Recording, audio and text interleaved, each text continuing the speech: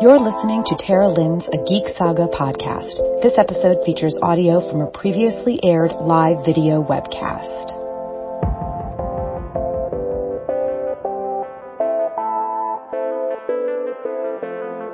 I'm Tara. This is the second annual Drinkin webcast. It's a pre-Dragon Con webcast for anybody who wants to listen. And if you are watching live, definitely join us in the live chat.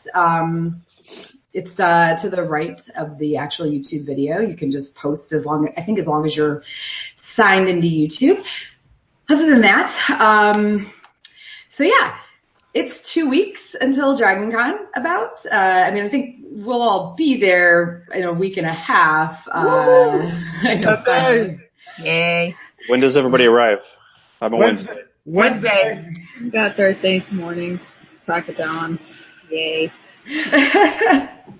I tried to get Ashley and Keith to come on Wednesday this year again. I think it was just he didn't want to have to go straight from work to the airport. So yeah, I feel that. So we have some drinking rules. We'll go over those first, and then I will introduce everybody. We have drink when the Sheridan is mentioned, and you don't have to drink right now, please, but drink when the Sheridan is mentioned. Oh, we could. Drink when the Dragon Con app is mentioned. Someone is trying to kill us and put drink when scheduling is mentioned. These are mostly me. I'm gonna be yeah. Drink when anybody uses the word habitrail. I'm definitely the biggest. I do that a lot. Sorry. Drink when an extinct track is mentioned, like Tolkien or Whedonverse. Drink when a specific party is mentioned. That's also bad, but okay. So Bunny Hutch, Heroes and Villains, whatever. Drink when I swear. Okay, we're really going to die. Drink when Andrew mentions Deadpool, and drink when Ashley mentions Canada or U.S. border security. I'm already here this time, so. Okay. So, again, my name is Tara. You can find me across the web at A Geek Saga, Twitter, Instagram, Facebook, whatever. And I have been attending Dragon Con since 2012. And I'm an attending pro this year for the first time. I know. Like I've been pressed since like 2013, I think, but this is the first year I've been an attending pro. And also I'm going to go from left to right on the bottom of the screen because that's easiest. And you guys, I'll let you talk a little bit about yourselves too when I'm done actually saying your names. But we have Andrew from, what is it, Stats Check? Yep. Okay, just started Stats Check. Mm-hmm, you got it, yep. And Dean, who has been attending Dragon Con for longer than all of us and is co-owner of theprocblock.com and a member of the Colonial Fleet, which is a BSG fan group. Yay! And then Amanda, who is a cosplayer, and you do like commissions and stuff too, right? Not just yet. It's just sometimes. And then we have Ashley, who is from Podcast Ice and Fire and also Ice and Fire Con, which I guess I do too sometimes. So, did you guys want to say like anything else about yourselves before we dive into all of this? Well, I think, go ahead. Does everybody know like which Dragon Con this is for everybody? I know for me it's 6. 11 for me. 11 years in a row. Yeah. Yeah. I've got to think. I've been going since 2009. I don't know. So I think I'm on 6 as well. 9 years. 9 years, Amanda. Oh wow. yeah, Ashley. And you're not even drunk yet. I know. I don't know math. Ashley, you have to be 6 because I'm 7. Yeah. Okay. So this is how I keep track of. Yeah, well, I count how many Ice and Fire Cons I've been to. Yeah. And it's like, okay, that's it. Yep. Okay, so we'll go ahead and dive right in with some 2018 updates and news. I did watch some of the ESO Network's new hotel tour video, just for funsies. And I love those guys. We'll talk a little bit more about that later, but they did clarify that, yes, registration is still in the Sheraton. So, while I drink Sheridan. In my notes, I literally have like insert Sheridan hate here. I actually don't have to go to the Sheridan because I'm not like I don't have a regular pass, but everybody else does, so I just go with them. Where do the professionals pick up their passes?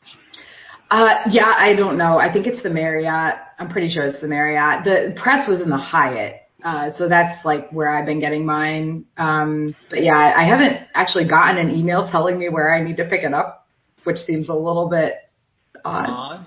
I mean, I've gotten other emails, so I'm sure it's coming down the tubes here, but yeah, they haven't told me yet. So Possibly be in the same place the Eternals pick up theirs, or would that be? It might be, yeah. I think one year I actually had to go to the professional desk with a friend who was there. She basically was there as press, but like had to take over someone else's press pass because that person couldn't attend for our outlet. So, and I seem to remember they said go to the professional, badge pickup area.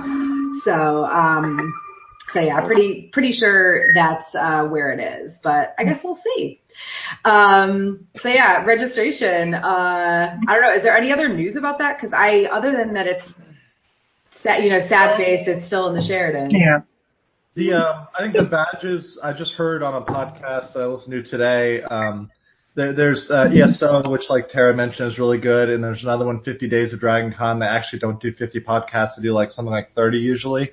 But they had an interview with the person who does the publications and printing, and apparently both the badges and the Quick Start Guide, which is replacing the Pocket program, went to the printers today or yesterday. So those are at the printers, and they'll be delivered on Wednesday. So things are already locked in tentatively as of yesterday. Well, yeah, and badges right now I think are $160 online, but if you buy them there, they're $140. So. Right. As of today, they're $160. I think yesterday they were $140. That was the cutoff again. They're cheaper at the door? Yeah. I want to. Are they also it's cash? Is that a thing? It's probably because like a rush printing charge or something. I don't know. Yeah, I can tell you from experience with Ice and FireCon, that's exactly what it is. Yeah. we had to print extra badges this year because we were pretty much at the number of badges we had actually sold, which is good. But yeah, that like that additional badge order, the shipping especially was very painful. So yeah, we talked about this last year, and I was listening to last year's webcast just to kind of like get an idea of what I wanted to talk about this year, and that was one of the things that we were kind of back and forth about. Well, now I know. Wait, is that the bold on the schedule? Andrew finally tells Tara what she correctly predicted on last year's webcast. Is that that? Yeah. What is that? Oh, you want to know? Oh, okay. So last year, Tara, we had a lot of predictions. We had like some future predictions. And I don't know, out of somewhere, Tara did something right, and she predicted that the scheduling form would start to be used by other tracks. So the scheduling form that has been used by American Sci-Fi Fantasy Media, and I believe one or two other tracks, started to be used by two other tracks, I think High Fantasy, and I think one of the literature tracks used it. So that was a correct prediction for Tara. Now, my prediction was wrong because I was like, maybe it'll be a universal form. Absolutely not. That's not happening. Yeah. So. No. Yeah, there's too much going on for that, but I don't even remember saying that. Go me, I guess. You were drunk, so yeah, it was at the end of the podcast. But yeah, so other than, but yeah, that was nice that especially that the High Fantasy track started using a form, and I think I saw one or two other tracks that were using basically the same type of thing as well in their Facebook groups or whatever. Maybe eventually they'll move beyond. Let me just say, having applied for a lot of panels, it's night and day, because when you have a place and a time attached to it, and you have that form there, and you can say, okay, let me look at my schedule, or let me look at my days and select that, versus just saying, hey, here's some panels, throw us a tweet or respond on Facebook telling us you want to be on this panel. That's not as clean. Yeah, and also they It's kind of why I never really applied for this past year, was because I'm just I don't really know how to apply. Do I just tell the track director, hey, can I be on a panel? Yes. That's what we did. Yes. They don't know me, so they don't know my resume or whatever. So. They didn't know me either, actually, and they gave my uncredentialed ass a billion panels. Wow. Right, next year we take over the anime. Oh, for sure. That track needs some help. That track is, yeah. It needs love. Yeah. What was I going to say? Shoot. I don't know. I lost it. Tara, thank you for the calling out about the blocks of hotels that opened. Tara got me a spot at the Hyatt Legacy room. Ooh, I already had two rooms in the Marriott, but I managed to get in there in that 2-minute window, and that's thanks to Tara. And hopefully some other people out there got a Westin room. I know they existed. I should just put out there, Westin, Hyatt room. If they found more rooms, that might mean that your room got canceled. So if you have any thought that maybe your card expired or something, you should definitely check to see that your reservation still exists. Well, with the Hyatt, they don't. They charge a one night, or maybe it might be 2 nights. I think for this year it was 2 nights. It's 1 night. My credit card has been charged 1 night. So. Okay. Well, for the Hyatt, they charged 1 night back in September. So anybody who's staying at the Hyatt, you would have seen that charge back toward the end of September last year, and you would have received emails since then. I received the 2019 legacy email a week ago or so. So the Hyatt's not one where your room wouldn't have been canceled this late in the game, because they don't charge the rest until you check in. The Westin, I'm not sure about, though, because I honestly think that they always have these rooms available, and that they hope that they're going to fill them up at the $500 plus rack rate. Yep. Okay, and then when they don't, they open them up at the Dragon Con rate. But this is the first time they've opened up, a pretty large block at the Hyatt, at least, because they still had the City Queen rooms available as of yesterday. Oh wow! And that's why I ended up getting a queen. The doubles were sold out when I got it. So, but is it the City Queen? Yes. Oh, so that's in the other tower. Ooh, it is. Which one? That's okay. Well, I'm not sure if I've been in the other. I think I did once. The International Tower, or what's the other tower? I think it's the International Tower. There's 2 though, because there's 3 sets of elevators in the Hyatt. Yeah. And the International one is, my friend of mine stays there, and he loves it because he's able to go up and down pretty easy. Yeah, so Andrew's got the easy elevators. Yeah. I got the easy elevators too. That's what I like to hear. We need to get our room low enough that we can just use the stairs. Yeah. But I will say a shout out to the Marriott, because one of my buddies had reserved I had 2 friends who reserved Marriott rooms. One got the Dragon Con rate. One apparently had a glitch, and even though he did it the exact same way, didn't get the Marriott rate. But the Marriott team put him on a wait list and eventually got him a room with the rate. And they called him about that about 3 weeks ago. So I was very impressed. That's somebody who had their room canceled, because the Marriott charges the full amount a month before the convention or something. So good on them. A friend of mine is on the live chat right now, giving me shit. Yeah. He's talking crap about your headset. Whatever. Oh, how do I see the live chat? I had to go to YouTube. There it is. Okay. Yeah, you have to have the YouTube open, but make sure you have it stopped or paused because remember what happened last year? I'll just put it on my iPad. I immediately started and I'm like, oh, I'm talking in two places. This is great. Come back. Not even drunk yet. So yeah, we other than the rooms, the room blocks being open, I'm sure that they might still have City Queens at the Hyatt, but the Westin I haven't heard about. Last I checked, they were sold out, but okay. Yeah, someone replied to my post about it on Reddit saying that there were still City Queens yesterday, but I imagine that they might be, maybe it's something where people are booking them and then credit cards aren't going through, who knows.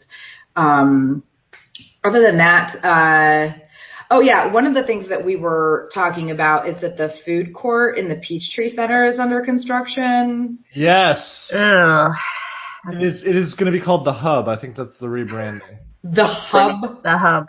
A friend of mine was just there a couple days ago, and it's there's no tile on the floors, there's no ceiling, there's wooden barriers up.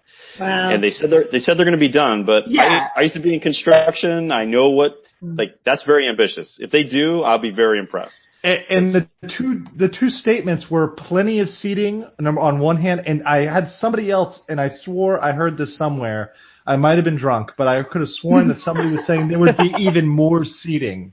And I was like, that's not possible. There could be more seating during. I'm gonna cry bullshit on that one right there. Yeah. I mean, there's sure as hell not going to be more seating before Dragon Con at this rate. And I said, when the discussion about this was going on the Dragon Con subreddit, people were saying, they're saying it's going to be open as usual. There's going to be plenty of seating. And I was like, I have my doubts. Yeah, what's your definition of plenty, My definition of plenty, the way they were wording it, is that it's going to be at least as much as there always is. That's not possible. No. It's just not possible. No. It's not. It's not. So who wants to take bets on whether or not the food court is actually up and running and has any seating at all by Dragon Con? I think the stores will be open. They're not going to pass up on making money. I think, Chick-fil-A wants to like make the $1 million it makes during that period, even on 3 days, selling those sandwiches. Yeah, no, it is seriously their Black Friday. I've heard that a lot. Yeah. I mean, this event is so big for them. Yeah. So that sushi lineup going down the habit trail. Drink. Oh, God damn it, Ashley. Okay, so does that mean we have to drink twice because I just swore? I feel like we need to get rid of that one. Twice. That's another one. Tara, for you.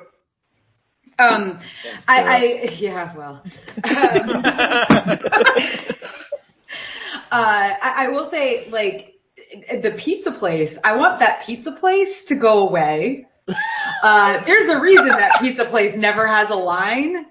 And I don't know, have any of you eaten at the pizza place in the food court? I have walked past it. I've heard rumors.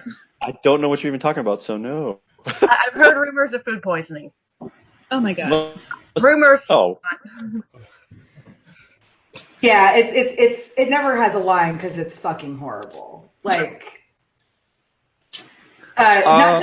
just bad pizza. I don't even remember there being a pizza place. That's how significant it is.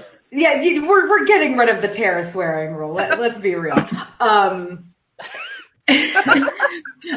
No, seriously, I'd never eaten there before, and there was no line last year, and it was one of those days where I'd been back-to-back panels, and I was coming back from, I think, the West End from an Apocalypse Rising panel, and didn't feel like waiting for room service or whatever. So we went down into the food court, and I was like, okay, there's no line at this pizza place, and it was inedible. It was not even cooked all the way through. Yeah, it was disgusting. It's a good topic. How about we all talk about our favorite places to eat and where we should check out and where not to go. Yeah. I'm a big Gus's fried chicken fan. I don't know where that is. I've never heard of that. It's not in the food court. It's like a block away from the Marriott near that Chinese restaurant and kind of that city diner. It's sort of in like a basement level, but it's just they serve fried chicken and sides, and it is delicious. Huh, I'm gonna try that now. I'm a fan of the Subway that's right by the basement of the CVS. People don't usually see it, so there's not usually a very big lineup. It's Subway. It tastes like I Subway. did not even know there was a Subway there. Yeah. Is everyone aware of the other food court though? It's only open Thursday and Friday. That's the SunTrust problem. building. But it's great because even on Friday it can be a little crowded, so I'll tend to go over there. But then we also do me and a couple friends, we go offsite. There's a Chinese restaurant about a block, I think, I'm not sure, south. That's near the fried chicken place. Okay. That place is good. That's really good. Yes. Do not go to Jalapeno Charlie's if you like Mexican food. Mm-hmm. Oh, yeah. There's just not one jalapeno in that entire restaurant, even though it's called that right now. It's the blandest food I've ever had in my life. But the Chinese place is really good. My favorite place to get food is ordering it delivered to my hotel room. Yeah. I gotta think like every pizza place in like the city of Atlanta is probably delivering pizza to the hotels constantly. Yeah, I'm fairly certain last year we had pizza every single night. At an 100% markup, yeah. Oh, I don't care. If it means I don't have to... When it's 1 a.m., you don't care about the price. Well, there's that pizza in the Marriott that... That's everybody, right? That's a standby. We have to do that, right? They closed it too early. I mean, shutting down at 3 a.m., what are they thinking? They probably run out. Or like their workers just want to go to bed, maybe? Okay, so anybody else have favorite food places? Because, like, honestly, the places that I go, I usually just go either, like, Thursday or Monday. I don't really care about where I eat during the convention, and so long as I get food in me at some point. I feel like I don't have to promote Yum Yums because that lineup proves that everyone already knows about it. It's great. It's super expensive, though, but They jack up the prices for Dragon. Yeah, I mean, it's just a matter of, like, what's your favorite source of hot food? Because I know we talked about it a lot last year, but obviously a lot of people like bring snacks, bring granola bars, peanut butter, stuff like that. But a fire pack of nuts. Yeah, Get your protein on the go. Yeah, but I mean, for me, I need like a hot meal. At least once a day. One a day, yeah. Does coffee count?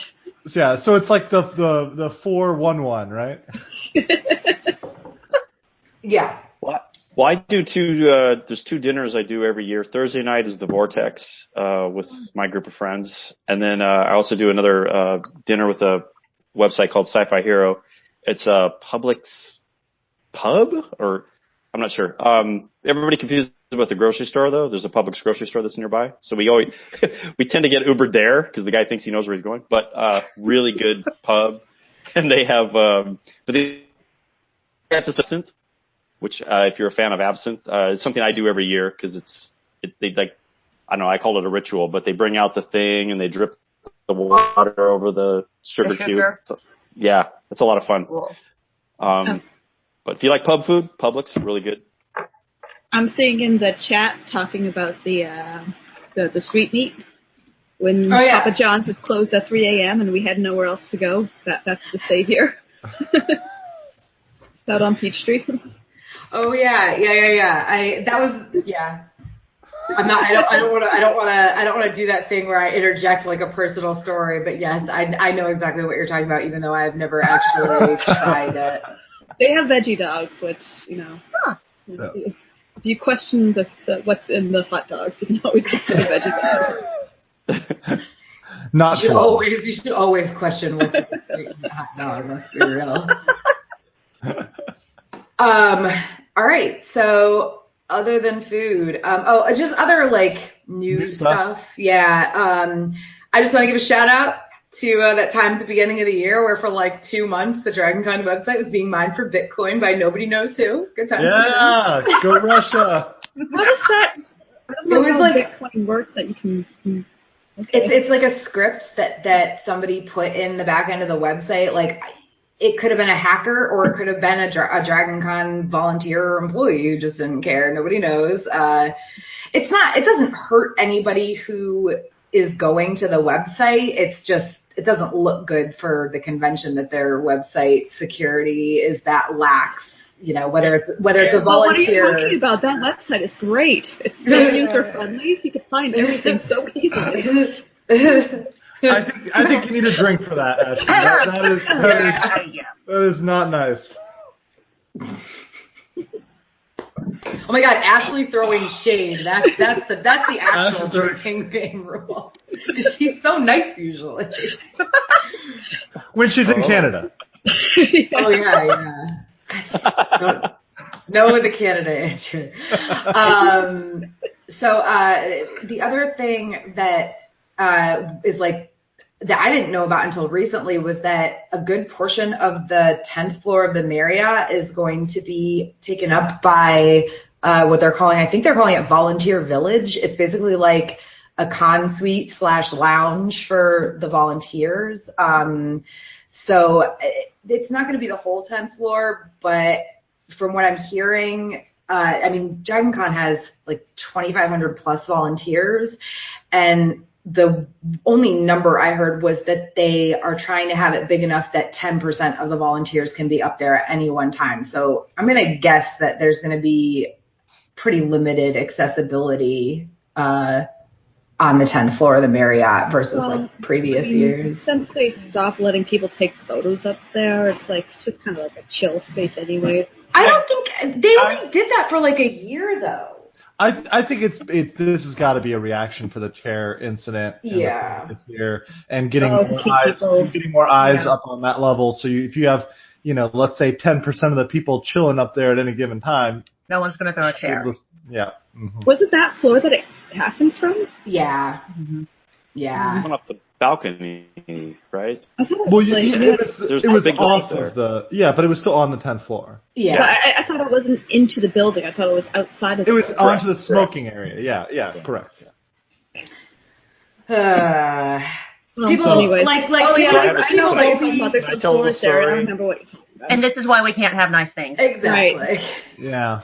So that might be our fault, the Colonial Fleet's fault, in a way. Because we used to inhabit that place. Apparently people don't like it when you still say we all really loud at 3 a.m. for some reason. So nobody was allowed to be there for a couple of years, and then they turned it into so sorry about that. They open it back up and people start throwing chairs. It's completely your fault. It's my bad. Or our bad.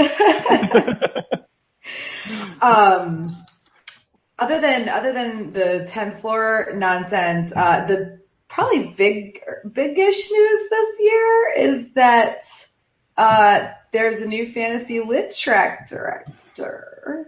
Oh, stop. This was announced like 4 months ago, according to the ESO podcast in there. I believe it's ESO. It might have been 50 Days, but there was a director roundtable, and that's ESO. The directors.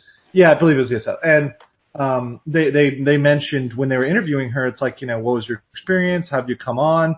They were also interviewing the new diversity track director as well, and oh shit, there's a diversity track? Yeah, they're holding the Wakanda Forever party. It's a super long name. It's like diversity in speculative fiction and like fantasy or something. Like it's a very long name. It seems like it's really small this year, but I'm sure it's just like a test run and then go from there. The more you know.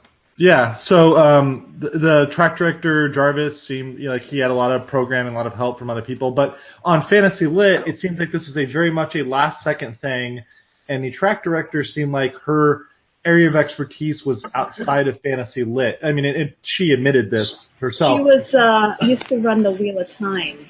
Correct. Wait. No, that's Jennifer. She was doing sci-fi. She was doing sci-fi or something non-fantasy related. But she was an experienced track director, which I think was the key to coming in late in the game and having to submit your panels, a month later or something. So that was why I think she got roped in there, and she's, I don't think she's trying to shake anything up too much, but obviously that's a big change whenever you have somebody stepping down and a new person taking over. I mean, let's be real. It wasn't stepping down so much as forced out. So I'm trying to be polite here. Listen. I'm not trying to be rude. I'm just saying, because honestly, I am totally okay with there being a new fantasy lit track director. I think there were problems with the previous one, but they evolved more around that the person who was doing it was not very inclusive in terms of bringing new people in, and the couple panels that I went to with them were not great because it was the same. It was this person running the track, and their friends were on all the panels, and whether or not they were good at what they were good at what they were doing didn't seem to matter. And if you didn't know that person, if you didn't know the track director personally, you weren't going to get into, the little, And let me just say that is something that happens in groups everywhere, in other panels and other tracks. It's not just that director. It happens. Right. Oh yeah, of course. That's just the one that personally stood out to me because I tried and got nowhere, and it was more than a little bit frustrating at the time. And the reasons for this person being removed were questionable in their own right. But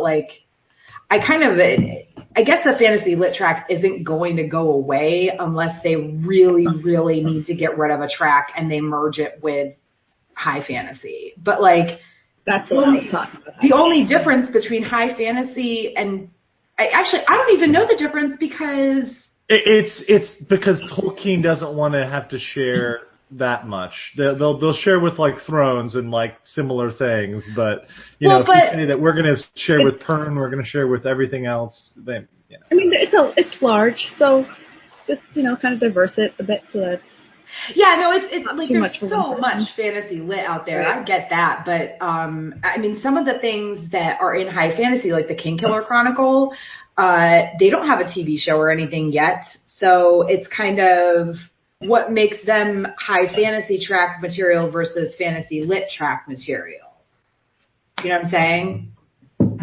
And what makes, I don't know, Pern not high fantasy? I honestly, I just don't know. I'm serious. I think it was. I think there were negotiations that went on, and this was part of the transformation. I think that next year you could see a dramatic rebranding or emerging. Absolutely. All right, is that our prediction for this year? I'm going to call that. I'm going to say that there's going to be a change. Yay! I like it though. I'm happy that there is a high fantasy specific track. And full disclosure, that's because a lot of us are on the panels and involved in that track. Maybe, but also because the Tolkien track had to disappear. That it has a home where people are going to give it a lot of attention because it still is a very large fandom. Yes. The Amazon series is coming out soon, so eventually. Well, is that not a major topic of conversation coming up this year? Oh yeah, yeah. They've got at least one panel specifically dedicated to the Amazon show and the possibilities for it and everything. And in terms of overall tracks, the Tolkien track in terms of the programming hasn't lost much in terms of the number of panels they have. It's just now it's under an umbrella. That's all. And Game of Thrones isn't split into 3 different tracks, which was so frustrating. Exactly. Yeah, that was a mess. Especially being on the show panels. Yeah, not because we ourselves are personally involved with that, or maybe yes. Yeah. So other new news? I think that was it. Like I said, the Pocket program. They said this new quick start. Well, I'm looking through this. Hold on. Talked about the liquor store. Oh, well, that's not even new news. That's just us still RIPing it from last year. Did gaming eventually get moved? I remember they were going to move gaming last year, but then because of the renovations, they had to move it back. Did it get moved somewhere else, or is it still in the Hilton? I haven't heard. I think it's still in the Hilton. I thought it was they were going to move Mart, it, but they were going to move it. Yeah. There's LAN gaming and there's like computer gaming in the America Smart building. Okay. And that like spaceship bridge simulator, the Artemis bridge thing, is in America Smart. Oh, I wonder if that's the same thing they had at MagFest. Yeah, I don't know. I don't pay attention. I'm not going to go sit in a gaming room while I'm at anycon. Well, those little pod things are great to play at 3 a.m. so you can get the low score of the day. They operate last. And if you want to jump in a game of Werewolf or Ultimate Terrorwolf, there's always one procking off. And, you can get in and play like a TCG if you want to play like Yu-Gi-Oh! Magic or something like that. There's always people playing. So, I think the America Smart also has all of the RPG campaigns, so like Pathfinder, D&D, that they've been going on for years. Once again, I don't think any of us are doing that, but some people are. I've never played Werewolf at Dragon Con, and with my track record, I don't think I should. So... for those of you who don't know, who have not played One Night Ultimate Terrorwolf, whenever I play Werewolf, I am the werewolf. Like 98% of the time, not kidding. And I'm also a terrible liar, so it goes really well. It's one of those games where if you get a whole bunch of people who decide to join in the first round and they've never played before and they really should be sitting out that first round, it slows the game down so much and it's just painful for everyone. So my recommendation is if you've never played Werewolf before, don't join in right away. Just watch. Yeah, watch one round and you'll be fine. Because that one round will take 3 hours. That's a deterrent from it right there. It really is. Doesn't sound fun at all. Here's the question: have you guys all played Werewolf at Dragon Con? I've done it at other cons. Well, and also there's Werewolf and there's One Night Werewolf. One Night Werewolf is a little quicker than. It's way shorter. That's for a smaller group. At like a convention, you're getting like 30 people playing at once. Which is insane. It's fun to watch, though, if you're drunk and it's 3 a.m. Not speaking from experience. Most everything is fun to watch if you're drunk and it's 3 a.m. Okay, so one of the things that I mentioned earlier was that the ESO network has, which Andrew shared with us, that has a new hotel preview video, like a walking guide. So if you don't know ESO, I think you can just, I think their channel on YouTube is ESO Network. So I would definitely look them up. Their website is, I think, just esonetwork.com as well. I'm sure they have the link on there. But so if you're new and like, whether or not you're going to have time to actually do the walking tours that they do at the con, it's a really fun little video to watch. And they also give other information throughout. Like, I had no idea that there's not going to be a paper schedule this year. I mean, they said, like, not at all. Literally, the podcast came out today, and they clarified there will be this quick start guide. It's not going to be the Pocket program, the thing that you've gotten with the schedule and the inky paper that's really shitty. It's going to be a glossy sheet. They did clarify that you will be able to highlight it. Apparently, that's all I want. It is. Yeah. Yeah. I have my pink for have to go to, my yellow for maybes if that one is full, and then you got like the blue for backup. So yeah, and people like it as a tangible, like, hey, my battery's dead, but I have this Pocket program, and I'm good to go. So now it'll be this quick start thing, which it'll have some information, but it won't be as bulky. The font will be larger. Apparently that was the issue. The font was getting super tiny, and people couldn't even read it at a certain point. So. I don't think I've ever actually looked through the big. I've never looked at a Pocket program. I use the app I used the app the first few years, and in the past few years I've just been so busy I literally haven't gone to a single panel except for the ones I'm on. Well, aren't we fanciness? I have a cell phone. But remember that not all of us are from Canada, actually. My Nokia with buttons only. It's great. Oh, Canada. Does it count if I talk about it or just Ashley, though? Yes, anybody talks about it. Anybody talks about Canada. Does everybody? Ashley, I don't know you. So do you also wear costumes at con? Oh yes, I'm a big cosplayer. Like, wait, you're laughing. Is that not true? No, she is. Yes, she is. I think she's laughing because that's kind of what she does. She's laughing because it is true. Yeah. Well, obviously I'm just going to say it. The app should be great because I don't have room for most of my costumes, let alone a schedule, right? Right. But I've never heard anything good about that thing. Never. When you're at the convention, it takes up so, like, it's so slow, and it has to update every time you open. We're already in this, so we might as well just dive in. We're talking about the app. Everybody drink. Again. Yeah, the problem with it is that it shows up in 2 days. And it also, like, I think it was the 20th is when they said it would be updated. If you have an iPhone, though, you can go into the current Dragon, at least as of like 2 days ago, you could open the Dragon Con app. Like, if you need to re-download it, or if you have it from last year, just open it and go to the settings. And in that menu, there's one that says there's like a private conventions item. You select, like, you choose private conventions and you enter Dragon Con 18, all run together. And you can see the bare bones of this year's app. So there's nothing else there. There wasn't, or at least there wasn't 2 days ago, and maybe they fixed it. Also, like, LOL that you can just, LOL that someone figured this out. That Dragon Con were a bunch of nerds. Someone figured it out. But yeah, like last year, the app was really problematic because it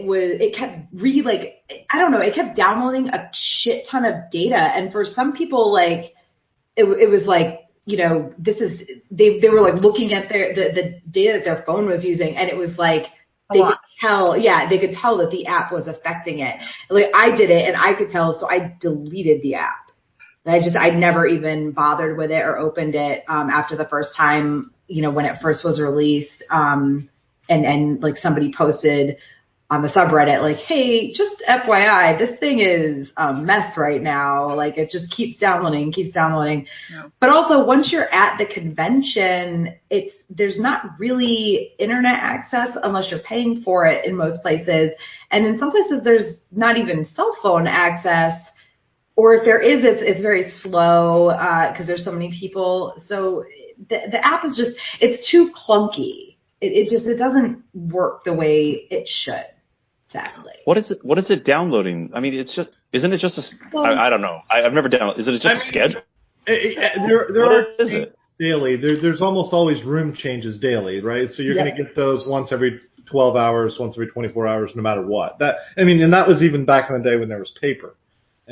They would actually print daily change sheets, I think, like as of 6 years ago or something like that. But that's just text. That's not right. That's right. Yeah. Well, last year was the first time that it was like a big problem where it was taking up a lot of data. So I don't know what they were doing last year that was different, but they've had the app for a few years now.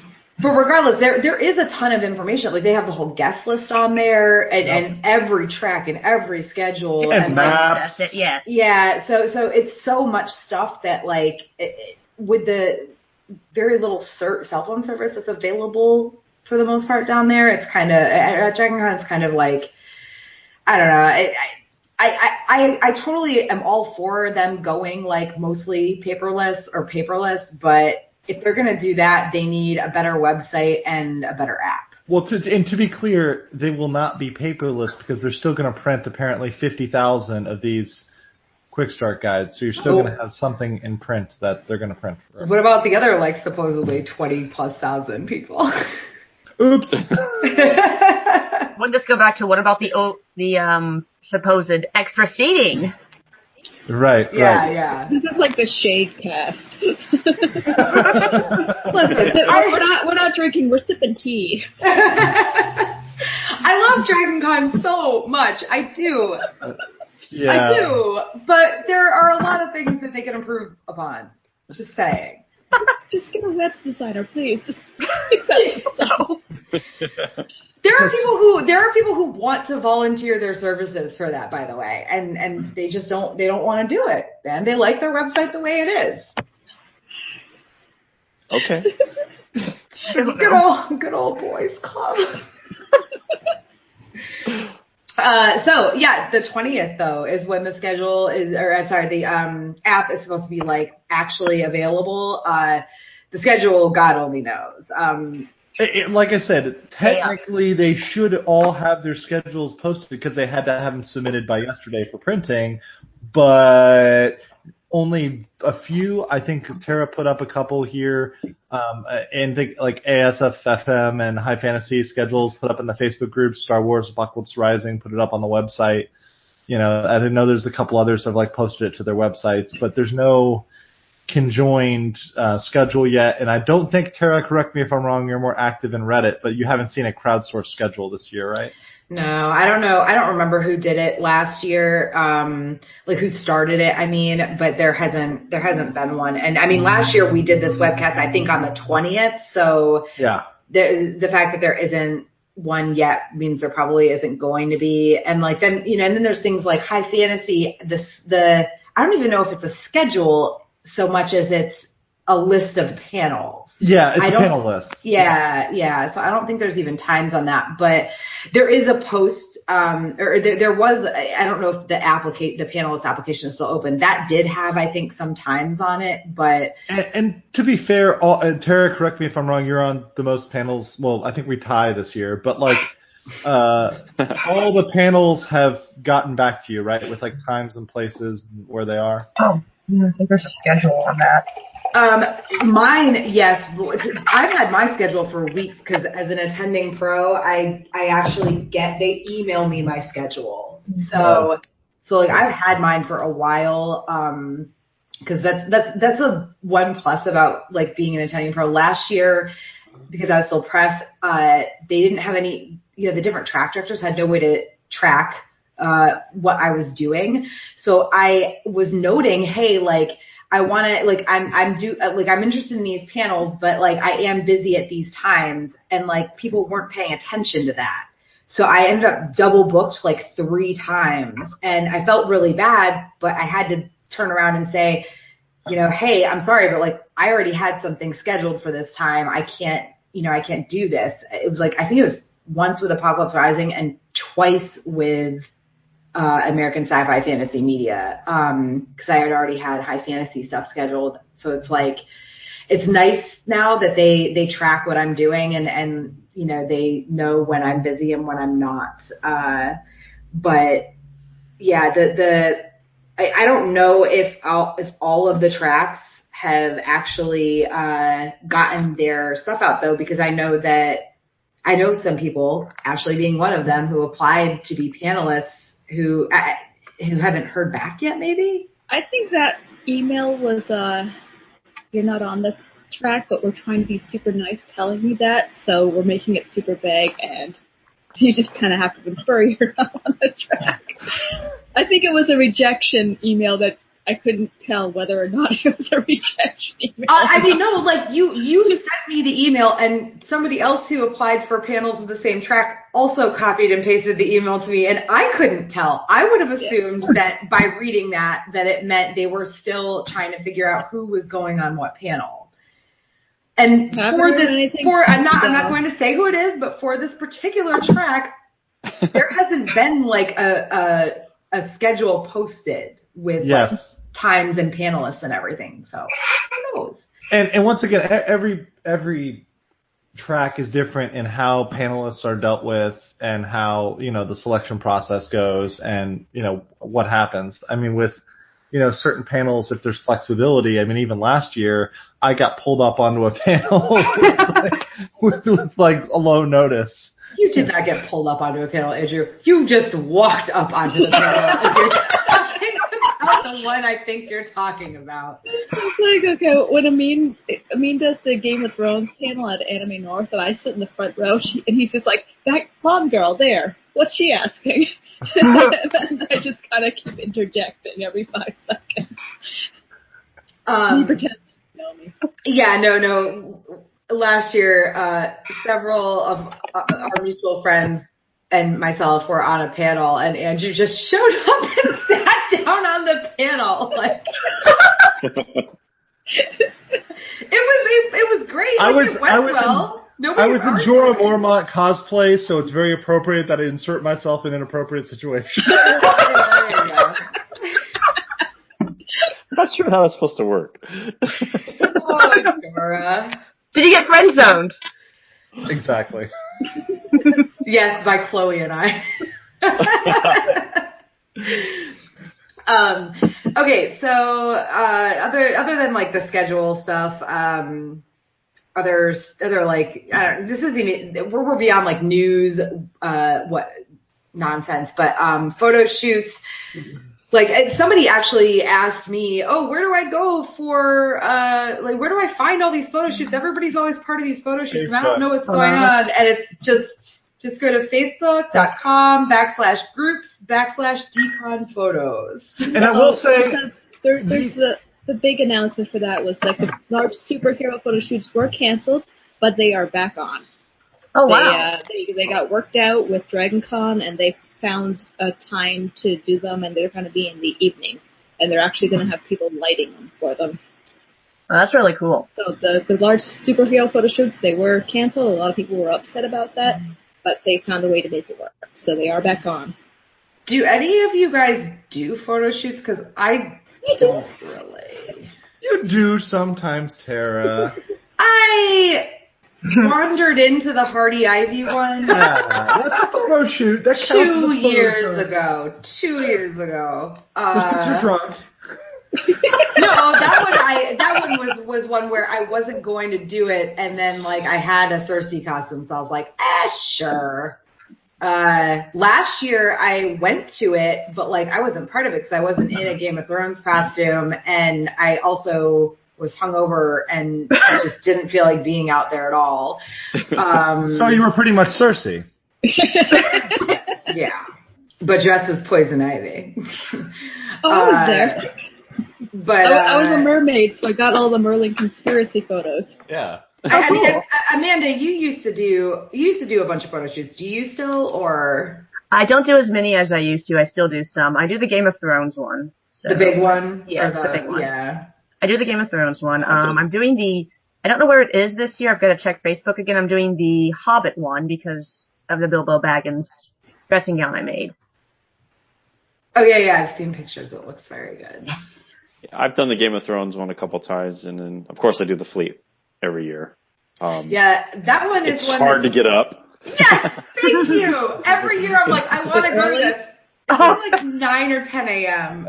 10 a.m. and like, in normal life, 10 a.m. is like, oh, no big deal, right? Yeah, right. Oh my God. I got work by 10 a.m., yes. I want to do the parade one year, but at the same time, it's like, I am not... Same thing, yeah. I'm still up from the previous night at that time. I've done the parade for the last few years. Hangovers suck. I'm just saying right there. It really sucks. Just being awake sucks. Like, it does. Yeah, the only time I did the parade, I didn't drink Friday night and went to... I still didn't go to bed super early, but I mean, I was in bed at like 1, maybe. That's early. That's early, but That is early. I mean, yeah, but it's not, like... I had to get up at like 7. For me, I need 8 hours of sleep normally, so it was still rough getting up and making it to the parade on time. And it's like, we're cosplayers. We like to take an hour to do our makeup. Yes, we do. We also like the attention. Mine's never my makeup; it's my hair. Wigs are the best thing ever.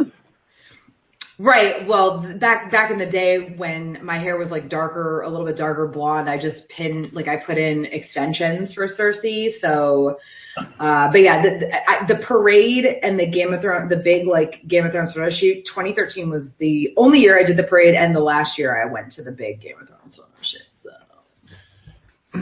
over it. Yeah, I think I'll do both this year, and then there's a Westworld. There's a Westworld this year, so I got that one. Oh. I wish I knew that ahead of time because I would have gotten a Dolores costume. Okay. Hey, wait. I need an opinion here from everyone. So last year, for the first time, I did a costume from Red Dead Redemption. John Marston, the lead. Yeah. If I showed up at Westworld, would that be appropriate? What do you think? You could be like a random host. Like no one would. You could be the Easter egg in the photos. A few people would get it, but not enough to. Oh my God, that's a good one, Ashley. That's good. you just be an Easter egg. It's fine. I like this. Okay. Yeah, I shoot. The 1 year, not the 1 year, the last year I did a Red Dead Redemption costume at Dragon Con. We stumbled onto a photo. My significant other at the time was John Marston. We stumbled into a photo shoot of it was just a random Wyatt Earp, I don't know, Young Guns maybe. I'm not sure exactly what it was from, but we just. Yeah, it was some sort of Western movie from the 90s photo shoot, and we were hey, and they're yeah, come take pictures with us. So you're in the right outfit, why not? Most people don't, unless they're doing a really specific, one person per character private thing. I've never had I've never wandered into a photo shoot at Dragon Con and had them be no, go away. Right. If you kind of fit the bill. Yeah, there's always the group photo. They're not paying attention. Yeah, exactly. They don't know. I totally should have gotten into the Game of Thrones mermaid one. I feel like that group. Well, I feel like that group should know who John Marston is, right? Shouldn't they? I mean, I'll know. I'll call you out if you want me to. No, I'm not looking for that. I feel like some of them would, but Westworld is also it's pretty popular. I definitely have a shit ton of friends who love Westworld, but have never played Westworld. But I wouldn't recognize anyone other than the main characters. If you said that you were this random background character, I would be yes, you are. There are a lot of hosts, so. Yeah, there's just random hosts, so. But yeah, moral of the story is if you're kind of generally dressed in theme for some photo shoot and people might not know exactly who you are, just they're going to pretend like they do know who you are because they don't want they don't want their geek cred to be diminished.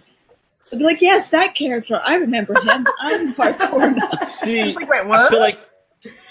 I feel failing this right now because Deadpool always shows up at the DC shoots. And this was your chance to mention him. Oh, Andrew. I'm slacking on the Deadpool. I'm sorry. I'm going to drink for that. I'm going to drink for slacking on Deadpool. Deadpool shows up at everything. Yeah, yes. yeah. Uninvited and unwelcome. Yes. Please go away. No, I find it pretty amusing, honestly. He is fine. It's amusing to an extent. There's a point where it's just yeah. But it's been surpassed by the Ricks and the Mortys. Oh yes, but what's going to be this year's overdone costume? Last year inflatable T-Rex again. Yeah, inflatable T-Rex. Now I feel bad because I have an inflatable Godzilla I'm doing.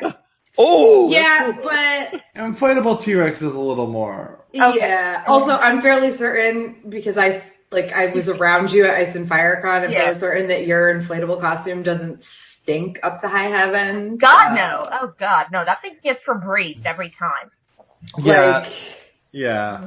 This is something we were gonna talk about earlier, and we probably still will. But yeah, that's a thing to think about. Febreze your shit, people. Yes.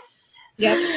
Or just wash it if you can. And Axe body spray is not the same as Febreze. Oh God, Axe you can smell a mile away. It's it has its own rank. It's horrible. It's it offends my olfactory senses. I agree.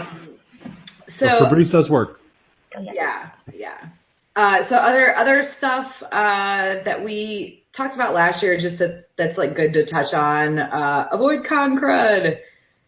Take your vitamins. If you haven't already started, you should have already. So do it. I'm a fan of the cold FX pills. They've done me well in the past.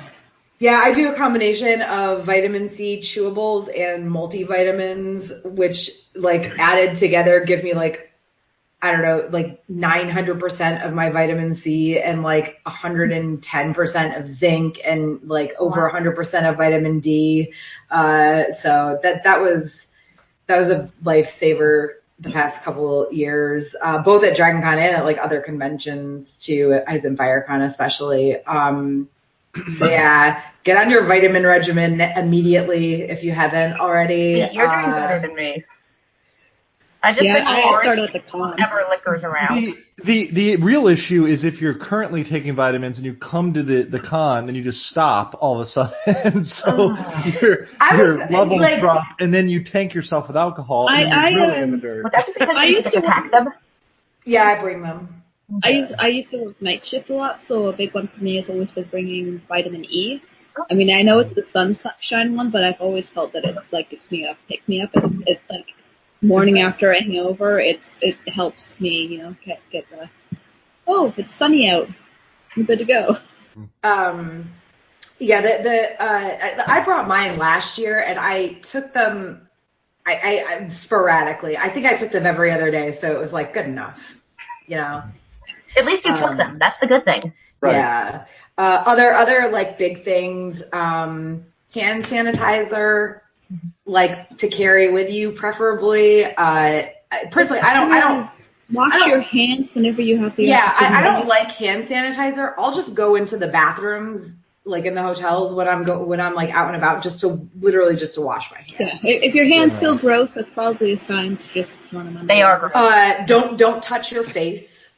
Wash your hands often or use hand sanitizer often. Don't touch your face. Bring antibacterial liquid hand soap for your room is like one like big thing I learned. I feel like since I started doing that, con cred for everybody in my room has dropped significantly. Last year, Becca was on the webcast. She said, you know, Lysol wipes are also good, but I feel like if you're, I don't know. I've never brought Lysol wipes to a con. Like, unless you have a roommate that's sick, what do you ever really need them for? Right. Yeah. It's just one more thing to carry. But antibacterial, like liquid antibacterial hand soap, and you have to make sure it's antibacterial because I know I go into the store and I'm like, oh, this one looks pretty, or like it looks like it smells good. I like the color, and then I look at it, it's like, oh, it's not antibacterial. I don't want this at all. So yeah. I think, especially if anybody watching this right now is, if you're new to Dragon Con or newer to Dragon Con, Peachtree Center has got a CVS and other stores down there, but the CVS especially, great place. If you forget something, I mean, even if it's just shampoo, if you forget something, there's a place to go. Like, there are things that definitely run out of stock, but vitamins and like cleanliness supplies don't seem to be one of them. No. So, Well, yeah, exactly. Not before anything else. And get stocked up on Gatorade. You want to drink. Get your fluids in. Yeah, or water, like a good person. How about the morning after kind of? What do you all do? Like, you have a big night at con. What's your what do you take the next morning? Okay, when I wake up, I take my 2 Advils, I take my vitamin E, and I chug a Gatorade. And I might take a shower if I didn't take one the night before. No, that usually does me pretty good, and then I start on the mimosas. Water, coffee, something like carb related in my stomach, and then what Ashley said, start on the mimosas. Water, obviously. I somebody turned me on to Ensure, you know, the old people drink. Oh yeah. That's actually probably a really good idea for a con when you're not eating a lot. No joke though. Protein, vitamins, it's all there. Stop laughing, Tara. God damn it. Well, I keep peanuts in my room specifically for that reason. My grandmother loved on the go. I know. I get it. But she used to like give them to me as like a treat because they taste like milkshakes. They are good. But on the opposite end, they bring all the old boys to the yard. Okay, my brother took a nutritional course or whatever when he was in university, and he was like, "Yeah, you do not drink Ensure unless you're like emancipated. Emaciated. It's not for regular people." Right. It's for if you actually need a supplement. That but totally you know explains what? why my When grandmother you're at drinks so con, much. you kind of need that. question about It's that. not like you're actually eating proper food, so So- actually it's a good A suggestion. lot of my friends are talking about Pedialyte also. Pedialyte, yeah. So on the opposite end of things, like baby drinks, right? Pediasure. Pediasure. Pediasure. I was going to ask about that. Was actually Yeah, would Pediasure work? I've heard the Pedialyte, Pediasure stuff. Pedialyte is just Gatorade safe for children. Yeah. It is just Diamondback. electrolyte I- water. It really is. It's just at a level that is safe for babies. Honestly, just drink Gatorade and you'll be getting your electrolytes. That's really. I work in a grocery store. And I will it's say- Gatorade for babies. So To you really go- don't need to spend the money. Pedialyte is really expensive. So you really don't need to spend the money on that. Just drink 2 bottles of Gatorade and you're getting whatever you get from a cup of Pedialyte. And you're saving a ton of money. Sorry, that was just a rant because I have tip. feelings Good about No, it's good stuff. I always cut my Gatorade with like a little bit of water because it's too sweet. So that's something. I can't add stand added Gatorade. a lot of sugar to it, so I just kill the sweet. But if I cut it 50-50, it's fine, and you get all the electrolytes. Yeah, I'm in the like ibuprofen or Advil or Aleve and water boat, but also Bloody Marys. I've heard that too. Yeah, hair of the dog. Yep. But you can't use the mixers, like the like pre-made mixers you buy at like an ABC store or whatever. You can't use those. They're all like, oh my God, what's the word I'm looking for? They're all sugary. Yeah, no, they're not even sugary. They don't actually have tomato juice in them. Right, And the tomato juice is like what it's got all the vitamins in it. So you need to like They have no actually- nutritional value. You have to go to a restaurant or a bar and order a Bloody Mary, and also make sure that they don't just use a shitty mixer, or just bring your own like mixer stuff, which is what I usually do, because I drive. So yeah, which is kind of like the next thing. Like do your shopping at home if you can. Yep. This is going to sound horrible. I mix half of my stuff with water, and this includes the alcohol, so it's like, yeah. Oh, dude, I always am carrying a giant like water bottle. Stay with me. hydrated. Because Yeah. People used to make fun of me for it, and the older I've gotten, and maybe it's just that the older I've gotten, the older my friends have gotten, Well, so I'm sure you have they're less great likely to make fun of me now. But like 15 years ago, it was hilarious that I drank water while I was drinking alcohol, and it's like, yeah, but who's come over tomorrow? It's not me usually. Yeah. So just saying. Yeah, but don't you? Somebody starts asking for shots, like that. It ends your evening so quickly, right? Like I'm kind of a beer guy anyway, but it's like, so water makes total sense to me because Yeah, I don't. Oh, yeah. I don't If need to they're go to bed at paying, 10 o'clock. I'm You not know? paying for Marriott prices of shots. Fair. And I'm also Carry your own drinks. or drinking out of something that somebody might have been backwashing into. Ooh. That's how you get. Yeah. That's That's how you get sick. con, yeah. No. That's how you get It's scurvy. the random flasks. No, I'm done with that. Yeah. Yeah. Oh yeah, hit my Oh, my flask God. or hit my plastic bag. That's how I got sick last year. I got hit with a plastic bag. Yeah. Wait, a plastic bag? Like one of the wine bags. I just had a wine bag and I was like, oh, hit my Or bag. you know the wine run? No, I didn't hit it. I know those, yeah.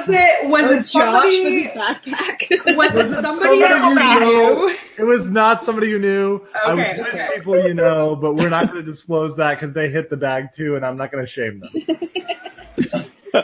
Somebody said backpack. Have you actually seen this? I got kicked out. Oh yeah, no, we have Like a a friend camel pack? who Yeah. made Yeah. a drinking pack out of his costume, and Yep. he was just I can believe this. We got pouring kicked out of drinks for us all because he had like a tube coming out of his backpack, and it was part of the costume, so it really worked. I think I might. Was that at the steampunk ball? Because Yeah. Yeah. Yes, I know who that was. but he was pouring it into cups. Yes. He weren't wasn't. drinking. People weren't putting the thing in their mouths. He was like pouring it into cups for people. Yeah. So, because I drank out of that, and that was why I drank out of it, because he wasn't letting people like actually drink directly out of the spout. He was pouring it into little cups. Otherwise, it would not have happened. I am nope. Not putting my mouth where God knows who else's mouths have been there. That's what she said. I think we should drink for that. Yeah. You don't want to try? Here. How many people have actually in this chat have like actually tried pie? Like I've never actually had. I have made it. That's the thing. Like you made it. Isn't pie when people make it themselves and bring it in? It's got to be homebrew, yeah. It is. Yeah, so I don't know anyone who's done that. Ashley, I'm gonna go like personal for a second here. Were you at Nauticon 2015 at Ravenwood? I think you were. Well, I was at a Nauticon at Ravenwood. I don't know if it was 2015. Yes. Okay. So we used to have Ice and Fire Con at this place called Ravenwood Castle. Nauticon 2015 actually was the year that. Oh shoot! No, that was Harry Potter year. You weren't there. No, I was there. Damn it. Okay, so I was there when we did the Wildling thing. Yeah, our Ice and Fire Con group does like not every year, but for most years we have done like what we call Nauticon, where we do like a themed weekend somewhere fun. And we cosplay because why not? And in 2015, it was at Ravenwood Castle, which is where we used to have Ice and Fire Con, and I like made a shit. I mean, it was in October, so I made a shit ton of pie. Oh wow! But I think we got rid of that rule. Thank you very much. We would have drank like 300 times. I can always make some this year. I've still got my recipe. But yeah, it's super easy to make. It's like apple cider and Everclear. And not the way I make it. A couple other things. I don't know. You heat it though, right? The whole part is you have to heat it up. Yeah. Literally, what it is stovetop moonshine is what you're making. Yeah. Okay. Yeah. Yes. That sounds amazing, actually. Okay, I guess I'm making it this year. Are you driving distance? Like you can just. Yeah, she's. I'm more of a distance, so yes. I am. I have family. I have family from the south, so like I actually have. I have actual real Hatfields, Hatfields and McCoys. Yeah. I have Hatfields in my family. Like, no joke, descendants of all that. And we might be distantly related, like 13 generations removed from Arkansas, so it's possible. What's up, cousin? White people of the South. Well, in Canada we have the Newfies, and that's where I always know. Moonshine comes in. It's the turnips. They make the turnip moonshine. That actually sounds really good. What did you say? I like turnips. I got nothing. They make their moonshine from turnips. I mean, I like turnips. The Canadian moonshine is from turnips. Hey, don't diss the turnips. Those are good. I don't think that's not pie level though. Like, no. Really Pie is like it's very sugary and it's well, if you make it like right. You can't tell you're getting drunk. You can't taste the alcohol, and after 2 glasses, you're flat on your ass, and it's like, oh. If you make it right, it actually doesn't have a shit ton of sugar in it, so there's that too. Well, maybe we should for the uninitiated. The reason it's called pie is it tastes like apple pie. It tastes just like apple pie, but in liquid form. It's amazing. I don't have scary. I do not add any extra sugar to mine. It's like, no, I just use the sugars that's in all the ingredients. So at that point, it's like, I guess I'm making it this year, huh? You're bringing this, yes? I guess I am. Yes. You've been assigned a mission. Yes, I am. All right. Like, honestly, I would offer to, but I am in the midst of some like house nonsense that I need to deal with, so I don't have time to like dogfights. Yeah, dogfights, dogging. Oh yeah, we had a little pre-conversation, and she had to bring up a dog fight. It was pretty fun. Yeah, well, it wasn't a dog fight. It was a dog and a cat fighting. So it was like someone's food. Interspecies fight. Well, sounds like something that can happen at Dragon Con. It sounds like something that has happened at Dragon Con within this Klingon pageant. I was thinking furries, but you just took it somewhere else. Dragon Con bingo! Okay, so excuse me. So do your shopping at home if you can. If not, do it as early as possible at Dragon Con, like Wednesday if you get there Wednesday, Thursday morning or early afternoon if you can't do it Wednesday. But also, like, if you have the drinking store near it, they jack their prices way up. Oh yeah, all of the ones that are in the Which area. store are we talking about? All liquor There's stores. one by the Hyatt if you go there, and then to the corner, like since the great one is gone now, but that's the only one I know about. It's literally like a corner, like in New England we call them corner packies. Like it's literally on the corner of the road. But yeah, that place is, and they don't have a good selection. And they jack all their prices up, and I think that's the only one that's really close. The other places did too, but this place seems to be just worse. Like the CVS will have some beer, but that's about it. I will say though, if you have Instacart, you might actually just be able to get stuff delivered. Is that a thing in Atlanta? Can you like just order booze and people will bring it to you? It is in Orlando, so I assume it is in Atlanta too. Like we should look into that. I have to apologize. I meant to research this, but there is a place off-site we've gone to, like we've Ubered over, that's like a big, giant liquor store, warehouse kind of thing. Like Total Wine and More? Yeah, like one of those. I know that place. I don't remember the name, and it's pretty fantastic, and the prices aren't outrageous. They don't just jack everything up because it's gone. Well, also if you have to like Uber to it, I'm guessing they're far enough away that they don't feel that, they probably don't care. Well, there are grocery stores also within Uber distance too, so we're just limited to the.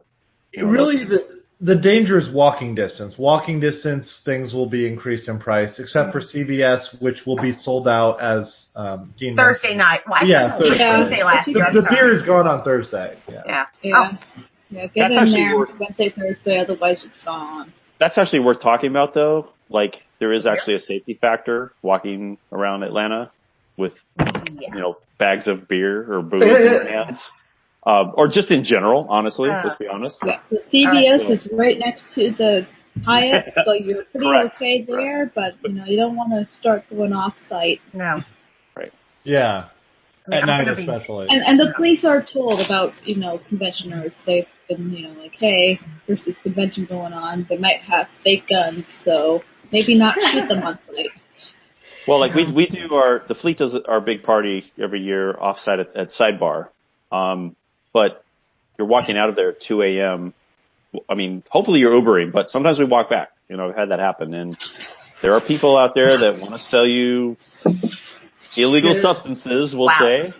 And it's pretty rough. It's actually pretty rough. Downtown Atlanta is... the aquarium one year, and it's not really far. If you want to walk to the aquarium, you could totally do it, but you know what? You should probably take the bus back. Yeah, it's okay during the day, but I wouldn't walk from the aquarium at night. Right. Yeah, that brings up a point with me, I guess. I'm going to let you go ahead. I'm sorry. No, go ahead. Go ahead. I'm doing the Dark Crystal Ball at the Center for Puppetry Arts this year. It's like, I don't think they have a shuttle, so it's like, I'm Ubering. I'm Ubering there and back. Cause it's that's actually something I'm curious about, because I've wanted to do that. Use Lyft, I don't know enough about it. How far the distance is. How far is it, like, say, compared to the aquarium? Like, is it further away than the aquarium? It actually is, yes. Yeah. Oh, then for sure, Uber. Yeah. What was the one of the two. Amanda? Dark Crystal Ball at the Center for Puppetry Arts this year. Oh, okay. I'm hoping to do it again next year. I didn't have the funds to do it this year. I hope they do. But, like, they did the Labyrinth one 2 years in a row, so I'm hoping they do it this one 2 years. It is, if they'll do it 2 years in a row if the event is extended. Yeah. I know they have the exhibit for at least 1 year, but they've actually been building sets and everything. If you check out the Center for Puppetry Arts Facebook page, they've got a lot of stuff on that. It's... Hopefully the event is successful enough that they'll be like, hey, we should pull this piece a little bit. Well, the puppetry track writ large is very popular at Dragon Con. It's one of the most popular tracks. The events always score big. The last 3 years... I want to go to the Puppetry Slam 1 year. I've gone twice. Amazing. I actually know the director. He's amazing. And the Star Wars puppetry the parody was like really great too. I went to that 2 years in a row. That was amazing. Mm-hmm. Was that the sci-fi janitors or? No. Okay. This guy just did Star Wars. The first time he did New Hope, and then he did the whole trilogy. Oh wow! And it's all with custom puppets and, really cool. custom lines. It was great. One guy? One guy. I think his name believe was Matt Horner or something. But like, he did an amazing job, and I think he's going to do other series too, and like just kind of spoof and parody them. But it was great. The cool thing, if I can keep on topic for just like a couple of seconds about the Puppetry Slam, the After Dark Puppetry Slam, they actually have to submit sketches in before they're selected to perform it. Nice. Oh, it's like when you go to the cosplay, so those puppets are made months in advance. The skit contest, and it's like so painful. And you just sort of like, why couldn't they have like a form where they could? No, they have to submit to get cut into that. The people who are horrible.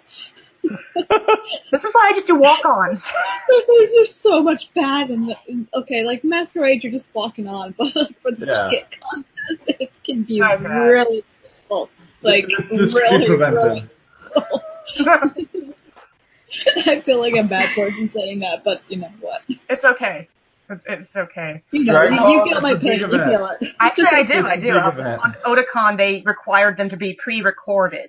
So there you go. You had to have it in advance. Yeah, I mean, that might be something we eventually have to do at Ice and FireCon for our performance contest, because like even this year it was like difficult to hear people in the back of the room. Yes, I'm fully in pre-recording. It's not hard. Like the software is free. It's not at all. It's just it takes away like things like we had people like with us, we had people playing guitar. You know what I mean? And it's like you can't really you can't fake. Like for singing, maybe have the mic, but for skits. Yeah. Oh yeah. Anyway. Off topic. Sorry about that. Yeah, off topic. It happened. At this point, we are an hour and 22 minutes in. I refilled. I'm good. I've drank more than half of this bottle of wine. This is a very large bottle. Hold on. Wait, are we doing that? Wait. Okay, I've got 3 empties. I'm working on my 4th. I've killed 2 beers and 1 mixed drink. So already half. So I put a good dent in it. Can I just recommend this? If you like sours, oh my god, this is. Oh, amazing. I like raspberry though. Oh, cool. And it's like a generic can, right? But this is so good. Anyway. Oh, shit, it's like crushed raspberry sour. It sounds like it's like a soda. It actually sounds good. It's not. It's great. Anyway. So our final conclusion was that there is a LCP. Oh, sorry, that's like Ontario thing. There is a liquor store kind of kitty corner to Hyatt. Otherwise, you should probably try to order in. Mm-hmm. I usually just bring mine. Yeah, I'm like I actually need to know now if Instacart delivers to the hotels because I feel like there's something the internet can solve, Tara. I know. Package stores delivering. That would be the best thing ever. I'm afraid to look anything up because I'm hosting this. So if I slow down my internet, it could screw things up. Right now. But also, speaking of customs and flying. Damn it! Oh god.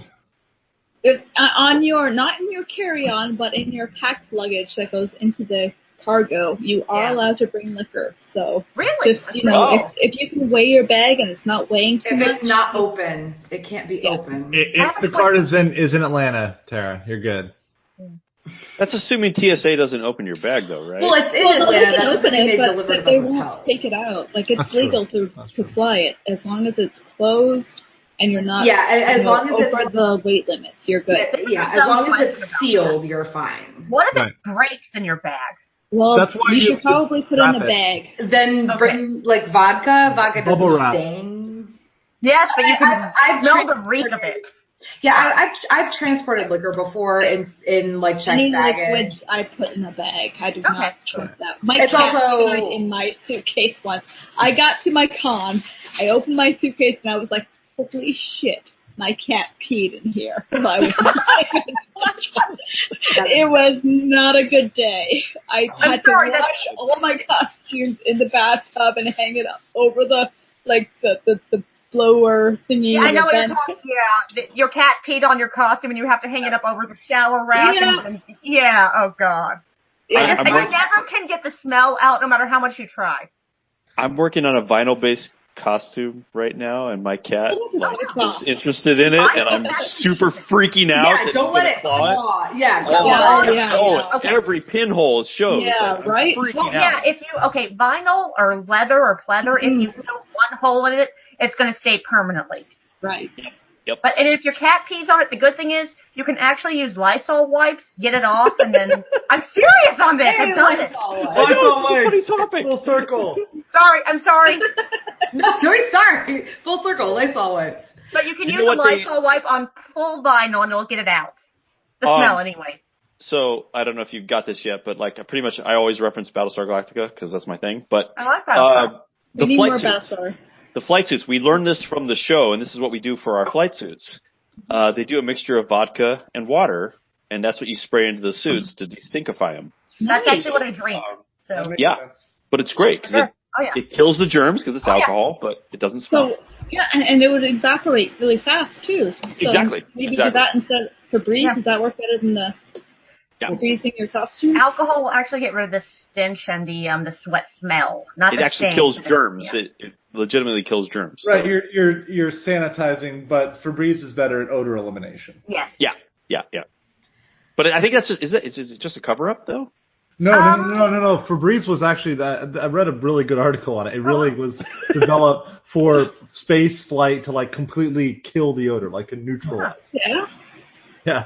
That's pretty well, cool. I mean, and to top it all, like honestly, the reason Febreze does its job is because you aren't supposed to like spray it around your pets. Yeah, I know. They actually, this is sad. They have a pet-friendly version now because if your pets piss on your stuff, which mine have done, it's like, oh, damn it! Yeah. What kind of pets do you guys have? Like, it was okay, this close is my after old we got cat, her. Oscar. She was a kitten, so. She hasn't done it since, but I've been extra paranoid when I'm packing because I like put all my costumes out like in a row because I want to make sure I have all the parts for it. They'll and I'm only like do it at super 3 times. paranoid now. Like whenever she even like sniffs them, I'm just like, no, get ready. No, mine represents. But they only do it 3 times when they're babies, when they're like geriatric, borderline like seniors, or if they're pissed off at you and they know they'll get a rise out of you. And they know. Do you pull something out of your closet that you haven't worn for a couple of years and you find like the cat's been like sleeping on it or rubbing against it or, oh my God. You have this layer of fur you just peel off. Yes. It's like 6 inches thick and you just want to murder the cat? Yeah. No, it was mine ate my cashmere scarf. What? Ate it? There were holes in it where he chewed holes in it. He ate You have some bad pets, let me tell you. No, I'm Meanwhile, mine literally got in a fire. I've had 3 since 86. When mine peed, it was still a kitten. She hasn't done it since, but I'm paranoid. I'm sorry. No. Okay, so before we go into like our personal like schedules and highlights and stuff, Andrew, I want to clarify this. Like, you told me that what was Parking Panda is now Spot Hero, but then I read somewhere else that they're actually still separate things. Is that the case? Okay, yes, they're still separate things. However, Dragon Con has officially announced that the official app for parking at Dragon Con downtown is Spot Hero now. Okay. So they endorse Spot Hero now, not Parking Panda. That is to find a spot nearby. Now, granted, based on a friend searching and saying that the only spots available were really expensive, I probably guarantee that most spots have been taken or reserved by now, but that's the app that they're using to kind of reserve spots nearby. You can still use Parking Panda. It's just not affiliated with Dragon Con, and you know what? At this point, maybe it might be better because it sounds like the other one is filled up. Yeah. So try both. Hell, I mean, if you get something, you get something, right? I know. I'm just gonna be parking at the Hyatt because I'm lazy. Well, I've driven down before, and I've heard so many stories about people getting their cars broken into that I'm so paranoid about like driving down at all. I'm actually Ubering to Marta, then taking Marta to Dragon. Yeah, we actually drive in a rental car, drop all of our stuff off, and then bring it to the airport and MARTA back because we don't like to deal with paying, number one, the fee, and number two, the risk of it getting damaged. Yeah, that makes sense. That's like a really good. Really good. I've never had an issue with like damage or anything like that. My problem, twice, not just once, but twice, the Hyatt has not known where the car was. Like it was in the parking garage. They just couldn't find it. And one year it was like, I'm not even kidding you, we waited an hour. I'm collaborating the story. It was over an hour. It was over an hour. Okay, yeah. Oh yeah, what was that? Yeah. 2 years ago? It was 2 years ago. It was hell. They lost their car pretty much. Yeah. Wow. So they found it, and the worst part was it was literally like right around the corner where we couldn't see it. So it was the Hyatt valet is. I've had that happen at another convention, but it's not false. It's like if you ever have to go into your car and then they have to repark it, then they've lost it. It's lost. Yeah. It's lost forever. Yep. Which is what we had to do on Monday because we were checking out. So. I think what Andrew just mentioned though is like I was there. I was actually there on Tuesday last year because I was working the week before in Atlanta. But taking a rental car. Well, if you're traveling into the airport, taking the MARTA. Now, the first year I went to Dragon Con, 2007. Right. I took a cab, and it was like $30 or something. But I was splitting. It was like a $60 trip. Right? Somebody was like, you should take the MARTA. And I was like, what's the MARTA? I was terrified because I didn't have any idea. I was in a new town. Like I'd never been to Atlanta. Right? But, the MARTA, like seriously, if anybody's listening to this who's never been or has never tried the MARTA, it's like $2. It's a 20-minute ride on a train from the airport. They drop you off under the Marriott, which is dead center of the convention. It's the easiest thing imaginable. And it's kind of cool. Like if you put cash into the machine, you get those Sacagawea coins out of it for change. It's like, I still have those. And you get the longest escalator ever. Like those escalators are like the descent into hell. There you go. But make sure you go out. You go up the right. Okay, help me out here because I have to do this. Which side, left or right? Which one is the right one to go up? The right side is left side. Left side. Is it left side? Okay. Sorry. Right side is to get. Yeah, no, right side. Because one of them sucks. It takes you far. It takes you randomly far away. But right side is by the CVS. It's technically more like southerly, but But really, the train is actually great, and you get to see a little bit of Atlanta, I guess. Yeah. But it's fast. It's super fast. And when I took that cab ride, that was like an hour, like in traffic. 20 minutes, maybe. And you can play the fun game, who else is going to Dragon Con? Yes, you can. Oh, you can tell, too. They always have their badges on. Or who's coming back from Dragon Con. Right. Those are the people that are asleep on the train. I found. Well, no. When you're going home. When you're going back to the airport. That are not drunk and passed out. Yeah. I've never had that problem. I've just been zombie. Yeah. No, I watched a friend standing up fall asleep on the train on the way back to the airport. It probably depends. Are they leaving on Monday or are they leaving on Tuesday? those Monday people who are not. She was a New Yorker, so like subways, like it's a thing. So. Well, are all of y'all staying into Monday or are you Monday? Tuesday. On Tuesday. I have to go back to work on Tuesday, so I'm local. So I have to work too, but. I'm not coming in on Wednesday, but I'm staying till Tuesday. Okay. Actually, on the schedule, wait, where is it? I've got it right. Wait, the schedule or the PDF? I printed it out. Me too. I don't see it. Anyway, Monday night, the alcohol disposal party. Yes, alcohol disposal party. Drink specific party. No, my boss is going to be pissed if I don't come into work that. No, if you're looking for a wild party, it's not a wild party. It's really chillax. Ah. Yeah. I mean, we also haven't been since 2014, Ashley. I feel like it's probably not changed. It's people who need to get up in the morning. And never had a problem getting rid of my alcohol. By the way, if any of you guys want any alcohol, just please come to my room and you can have it. I have to say, like, the person who puts on that party and just gets that massive amount of alcohol at the end is probably just like, yes. Because there was the one year I went, oh God, the table was just filled filled. Like, it's like a couple of banquet tables lined up together of people's just, almost half full hard liquor. And someone had to take that home. And that person just was like, yes. He's doing the Lord's work. The Hilton last year shut it. They shut it down in the main. There's those levels like every fifth floor? Yeah, that's where it was. They shut it down because it's loud, of course, and it's Monday night, and you're starting to get like non-con people staying at the hotel. So they're not as forgiving, I'm pretty sure it got shut down the year we went to. I'm pretty sure every time we try to hang out on that. It's every year. Oh my god. The Hilton hates us. It's us. It's us. Actually, I have a question. We tried to have a game night there. It's not happened. Real fast. Were you able to get on the Hyatt roof at one time since you've been going to Dragon Con 11 years? Yep. Who are you asking? You, Dean.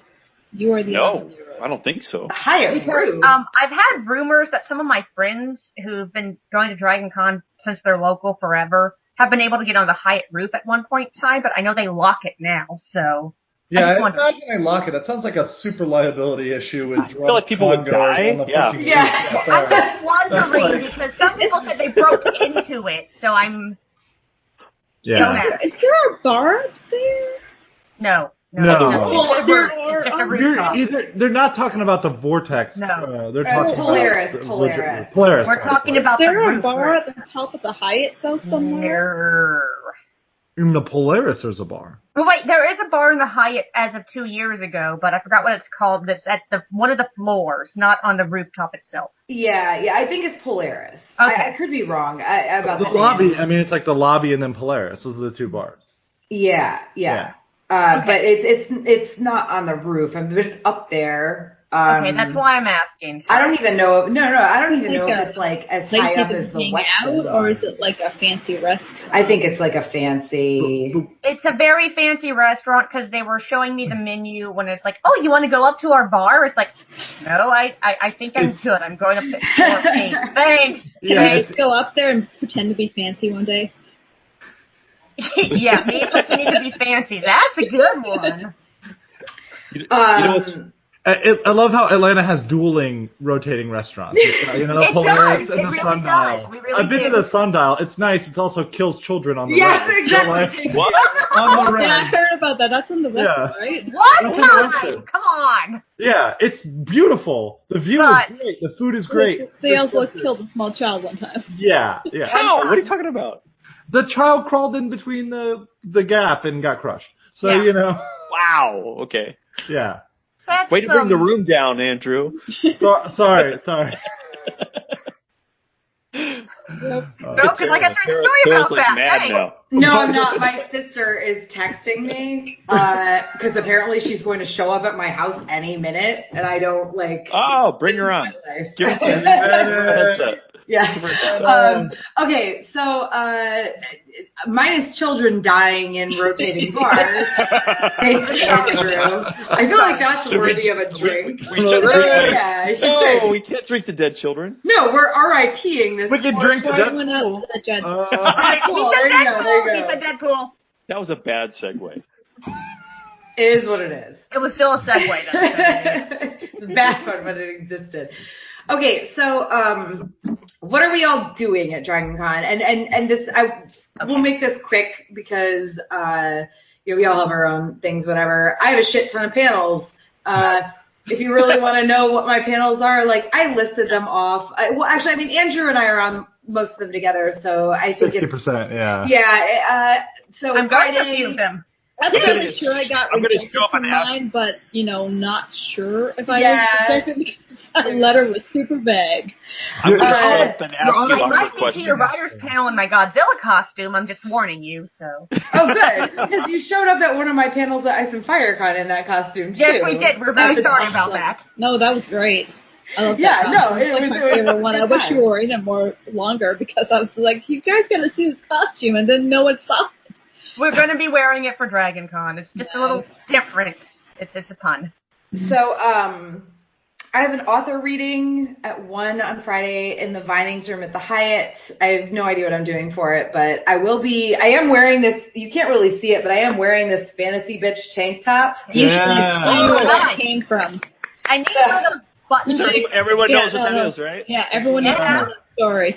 So I moderate the local Greenville, South Carolina subreddit, and somebody that I banned got real mad at me. Apparently, I had to bring out the ban hammer because we had a couple users who were being I'm talking just really awful fucking people, like awful people. Well, and she cursed. Yes. Well, I thought we kind of killed that rule since I don't know. I came home from KeishlyCon, actually. KeishlyCon. Which is when Ashley, our fellow webcaster here, and Keith, her now husband, got married. And so we came home from that, or I came home from that, and I had like 10 reports on this one person. So I banned them from the subreddit. Well, they have a sock puppet account, which is whatever, everybody I know has a fucking sock puppet account on Reddit. So since then, they have reported every single thing I've posted on the local subreddit. And it's like, I only post stuff on there when it's like super relevant. I'm a moderator. I can't really afford to be throwing nonsense out there. So they've been reporting everything. And sometimes it's just they report it as spam. And I can't see the name of who's reporting it, but I know that it's the same person because it gets reported as spam, then it gets reported and I'm called some other derogatory names that I'm not going to say on this webcast, but they start with C and end with unt. Then at one point they called me a fantasy bitch. And then they did it again, like 2 days later, they reported like the next post I made with like the same, what I guess they think is a pejorative, like calling me a fantasy bitch. Adjective, yes. No, not adjective, pejorative. Sorry. Like they think this is something that's going to upset me, which is hilarious. I think it's awesome. Exactly. Yeah. Which is why we started a clothing line. Yeah. Hilarious. So you did start a clothing line. Yeah. So one of my friends who is she's not like actually officially a graphic designer, but she does do like, not spare time. She does it on the side. So she helped, like she came up with this logo. Like we were chatting about it and I was like, I think it should have this and this and this. And she came up with the actual graphic of the fantasy bitch thing. And so I had some stickers made and I had some koozies made. And the t-shirt is only for me because t-shirts, tank tops. Yeah. These are expensive.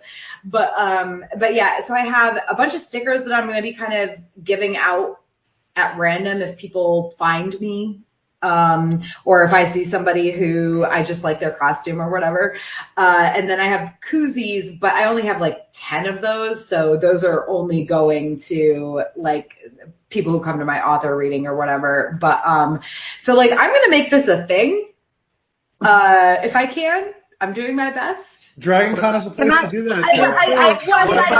A place to do that. I posted it on the DragonCon subreddit, and people are like, "Oh my god, where can I find you?" And I'm like, Right? You woke the dragon, Sarah. You can totally making buttons for that. I feel like badge ribbons would be like pretty fantastic for this. Or a lanyard. That may be like a future thing when I actually have money because I don't right now. I got lucky with the koozies. I had a credit on the website that I ordered them from, so they were basically it cost me like I don't know $10 or something, whereas that's normally it would have been like $40. So but yeah, so oh my god, lanyards. Because DragonCon doesn't provide them. Right? God, no. I filled my battery in. I'd rather have a lanyard saying fantasy bitch rather than just the weird dragon thing going. But I have a Marriott carpet lanyard. I'm not sure. I know who does those. That's awesome. I'd double up. I'd double up. Yeah. Two-fifths that lanyard. But yeah, so I will be handing out the stickers throughout the weekend. My only rule is don't come up to me after a panel before a panel is fine if you're early enough, but like after a panel, most of the time I'm going to be running to another panel, so don't do that, please. But I will be having, I will have stickers and the koozies at my author reading Friday at 1. And then I've got 2 Apocalypse Rising panels. One is Friday at 2:30, and it's called Join the Resistance, Dystopias of Change. I haven't really seen a description of it, but it's, it's like a apocalyptic, whatever, dystopian themed panel. And then I have another one with them on Saturday that's called, this is the one I'm really excited about. It's called Friend Zone. I saw that one, yeah. The importance of platonic relationships in the zombie apocalypse. I'm super excited about that one because there's so many like platonic relationships in like shows and stuff that I've watched that I'm like, I wish this had, mostly The Walking Dead. There's so many platonic relationships in the comics that I wish had like been translated over into the TV show. So, and then like we have a shit ton of Song of Ice and Fire, Game of Thrones panels. Yay! 4 p.m. on Friday, Sons of the Dragon, and these are all in Marriott L401 to 403. So 4 p.m. on Friday, Sons of the Dragon, which is about the novella. 5:30 p.m., because this time is wrong, 5:30 p.m. on Saturday, There Must Always Be a Stark at Dragon Con. And then I have another religion and high fantasy kind of general panel Sunday at 2:30, and then we're doing, aka redoing, Looney Game of Thrones theory on Sunday night. So you guys, if I can't get in, you guys are gonna get me in, right? I gotta be honest. Last year there was a line, and if you lined up, it started at 10 Saturday night last year. If you lined up after 9:30, you didn't get it. Well, okay, we came from the aquarium. And you guys, I don't even come in late to get in. A PM line? Wait, what? PM evening? Yeah. Wow. Yeah, it was because it's a fan panel, so it's in one of the smaller rooms. So this was the first time that we've done a theory book and show combined theory panel. Yeah, we came in about halfway through. It was standing space only. We were able to go in. Because at that point, I guess they were just like, whatever. But that's how it usually happens. It was standing room only. Yeah. It was pretty crazy last year. And then we've also got another Song of Ice and Fire panel on Monday. It's White Walkers, Wargs, and Weirwoods. So that's it. Well, Tara, you forgot the most important thing. 10 p.m. North Remembers Party Saturday. Oh, I was going to talk about that. Oh, party. A specific party, by the way. You did that on purpose. Yes, I did. Of course you did. I haven't drinking nothing yet. That brings me to another opening here. I think I'm ahead of all of you. How so? I'm refilled. My Gatorade bottle is on second. My proof is a little bit high. I'm on, Oh, are you on vodka? Was that vodka? Vodka. You maniac. I've had Crown and Dr. Pepper. Okay, I've been doing the boxed wine version. Yes! That's amazing. You guys, you have no idea. Talking about Canada again. Your liquor prices are so cheap. I can't just think. What is cheap? $18. By the way, when I buy boxed wine in Canada, it is $38 for this. Look this at that. Was 18, and I was very scared because I'm like, why is it only 18? Because it's the United States of America. You know what? Alcohol is illegal. I'm not like this is 6.5% by volume for a beer. You can buy a 26er for less than $20, and you guys don't know what a 26er is. So I'm just like, what's a 26er? Right? Is it 26 liters? Okay, it's like a general bottle. I think it's 26 ounces is what it stands for. So it's 2 beers plus 2 ounces. Yeah. We have something called 40s here, Ashley. Yep. That's right. You haven't lived until you've had some old English. Right. You guys don't know what Mickeys are? You don't know what a 2-4 is? Mickey? Stop talking about Canada!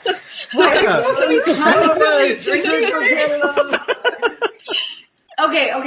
You don't have the drinking lingo. Like, what do you guys call a 24 case of beer? We call it a 24. Yeah, a 2-4. We call it get some beer. We call it a 2-4. What do you call a 24 case of beer? A shitload of beer. Yeah. I don't know if there's an actual term. Well, shit. Okay. So, Whoa. Yeah, I know. Amanda just fell over. Hi, sorry. Oh. I think we had a small accident. I'm sorry for derailing this. Go on to Dragon Con. Yeah. So, give me a second, guys. Yeah. Take your time. So, the North Remembers Party, it's in Hyatt Grand East, and Hilton Grand East. My friend Adam is DJing. He did the zombie prom last year and got like rave reviews, which I knew he would because I got him the job. And he's amazing. You have to go back to the zombie prom. Finish your thing, but I need to know what That's Friday night. Yeah. It's Friday night, yeah. Just tell me what it is after. Sheridan. It's at the Sheridan. Yeah. Sheridan? No, it's not. It's not. It's at the Hilton this year. Hilton. Oh, nice. Yeah. So Zombie Prom, it used to be in the Westin, because that's where Apocalypse Rising is, but no, it's in the Hilton this year. But no, he DJ'd Zombie Prom last year. He's actually doing Zombie Prom on Friday night again this year. And by the way, I've just mentioned a party like 3 times. Yeah. I'm ahead of you. So he did that last year, and I actually know Adam because he DJ'd the MegaCon Tampa after party in 2016 and was like super great. So this year, when Jennifer, the track director for High Fantasy, said we're getting a Game of Thrones party, I said, hey, I know a DJ. So we're gonna have a good DJ, and we are gonna have a cosplay contest. It's just gonna be like certificates or whatever. We don't, there's no budget. And like just to say, all of us Ice and Fire people who have been doing the whole Ice and Fire Party Con thing for many years, we're all bringing our A game. Yeah. So bring your A game Ice and Fire Party Con. What does that mean? What does that mean? That means not the character, but a party version. Well, there are going to be. So for the cosplay contest, I'm gonna MC it. MC Tara. I'm gonna MC it apparently. So that's a thing that's happening. But we do have. There's gonna be like several categories, and I know there's gonna be a screen accurate one. Oh, so and there's going to be show accurate. There's going to be screen accurate. There's going to be a party/casual, and then there's going to be best audience reaction and a couple judges' choice. Oh, nice. So there's going to be like 4 to 5 different, and again, it's just certificates. Like, this is all for fun. This isn't super serious. But we're saying we should kill our competition. Yeah. I can do this. Thanks. So I'm really excited. Like, I'm working with the DJ. Like, we're gonna write up like a script to actually like do the cosplay contest. This is kind of on the DL, and we don't know if it's going to happen. And let's say that it's only about like 30% chance, but the track director is trying to get Pilo and Alfie to show up. Yeah! That's awesome. Let's go murder my nephew. I will say, so my one celebrity experience at Dragon Con was taking an elevator with Iron Fist Dude. With who? Finn Jones. Yeah. He was in the elevator with Danny Rand? You haven't heard about him? Danny Rand, the Iron Fist, the immortal Iron Fist, protector of the blood. All the my one celebrity run-in was taking the elevator with him. But also Hodor though. But also what? Hodor. Hodor? Oh yeah, like I've met him at other Kristen, cons. yeah. I haven't met him at Dragon Con. Yeah, you did. Wait, You did. You were there. Photo. He didn't remember me from the other con. Not surprising. I wish people didn't remember me from a lot of stuff, so there you go. So, like, we need the North Remembers How to Party to be good, like to be not good, but we need people to show up so that we can actually have it again in the future. Yeah, so. you know what? I should totally say, hey, the Dragon Con Parties group, which is a thing. Hey, this is what. Give the schedule again. When is it? 10 p.m. Saturday night in the Hilton Grand East Ballroom. There's a lot of parties on the Saturday. Saturday is like the only day I don't have a party to go to. It's fantastic for everybody who is staying in the Hilton. You know who it's not fantastic for? Me. I'm staying in the Hilton. Hi, It's all part of the habit trail. Yeah, but I have to. Never mind. This is a personal thing. I have to set up the party, and then I don't know what is happening. You want to help? What does that mean? What does setting up the party mean? I don't. Sound. The hotel does tables and chairs. Move the chairs. No, speaking of setting up, we are also having an Iron Throne, courtesy of Josh Harrison, aka the guy with the Iron Throne. Yeah. So we are having the Iron Throne that. If you've been to Dragon Con in the past few years and you've seen the guy with the picture of the guy from yes. So his Iron Throne cosplays as Hodor. Yes. But he also that throne is going to be in the High Fantasy track room for most of the convention as well. Fancy. Is he getting paid for it again? He is not getting paid for it, but he is getting help with it and a place to store it, which is a big thing. That is good. So I think it was like in a little kid's red wagon the last time I saw no, like he just a radio flyer. Is that right? No, it's on like a wheeled pallet.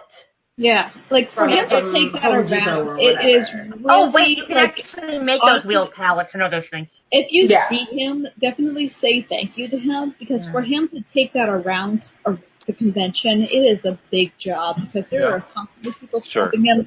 He doesn't get to eat. He can't like sit down for a moment because he's just constantly just like everyone just wants photos of that throne. So it is like such a big thing for him to do. Yeah, thank him. Bring him. Like, honestly, like, show your appreciation to him, because it is such a big deal for him to do that. Mm-hmm. He is sacrificing such a ton of time. Like, bring him drinks, bring him coffee, bring him water, bottles of and water. And he's such a great guy, too. Yeah. He's trying to accommodate everyone, but he can't. He's very sweet. He is nice. Okay, so does that else have, like, channels or anything that you're doing that's like public knowledge that you want to talk about? Yeah, let me just announce our, a couple other ones. So Ashley and I, for Anime Track, 8:30 p.m., FLCL No Alternative on Season 2 of FLCL. Oh, nice. Friday night. Yes, Sunday, doing The Expanse at 4 p.m. In the American Sci-Fi Fantasy Media Track Room, which is very not lower level. 5:30 p.m. Star Wars Galaxy Its Edge, about the new park area coming into Hollywood Studios here in Orlando. That's in the Marriott Atrium, room 706.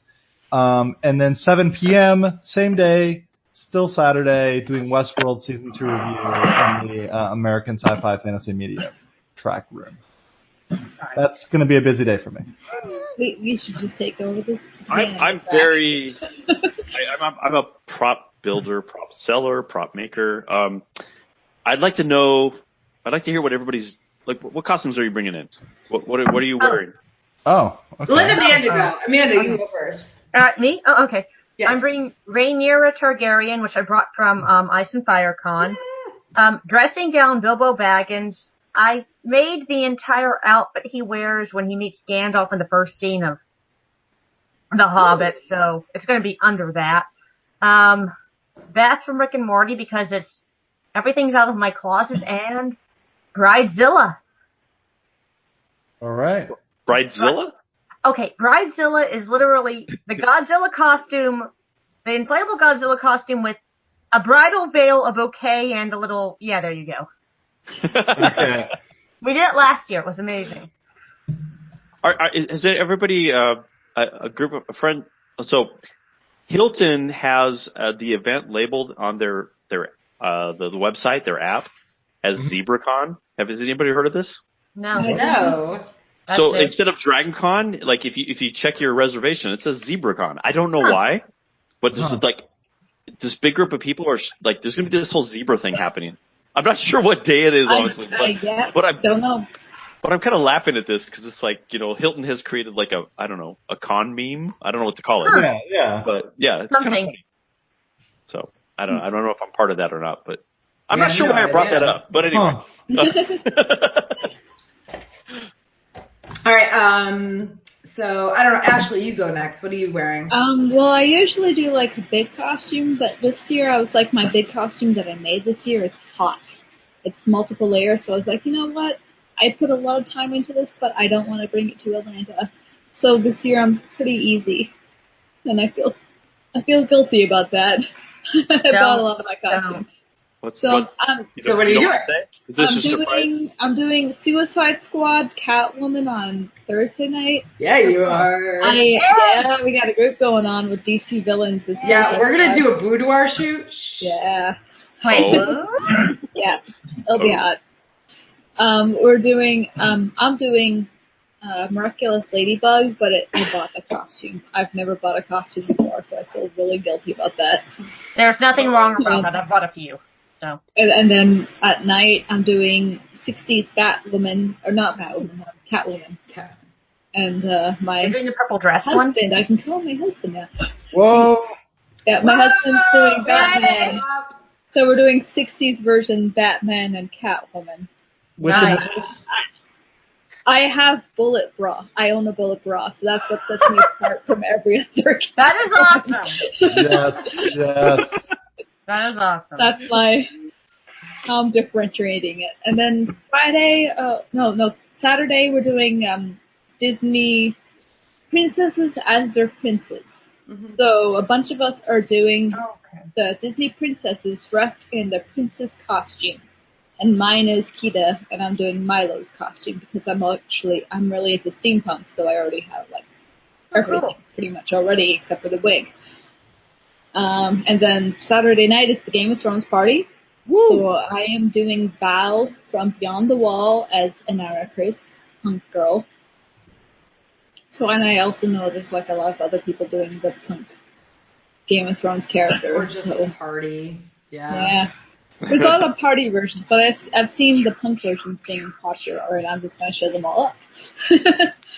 And Sunday I'm doing, I didn't have any plans for Sunday, so I'm like, I don't know what I should do, and I just grabbed an old costume and I'm just okay, I'm going to do trashy punk Fluttershy. That's good. I have a Fluttershy costume, but I'm just going to stick it in normal clothes, so... Because I didn't want to put effort in it. I was snoring a lot, but I blame all of you for that. Us? I've got an old Pinkie Pie costume. You're good. Yeah. And then at night I'm doing a Rowena Ravenclaw because for the Harry Potter ball world and the Harry Potter ball, I have a steampunk blue costume, so I'm like, I'll make it into Rowena. I just bought the tiara and I'm good to go. And then on Monday I think I'm wearing a tart dress, the black milk dress. There we go. Oh, that's awesome. I'm sorry for my slurring. I blame this probably.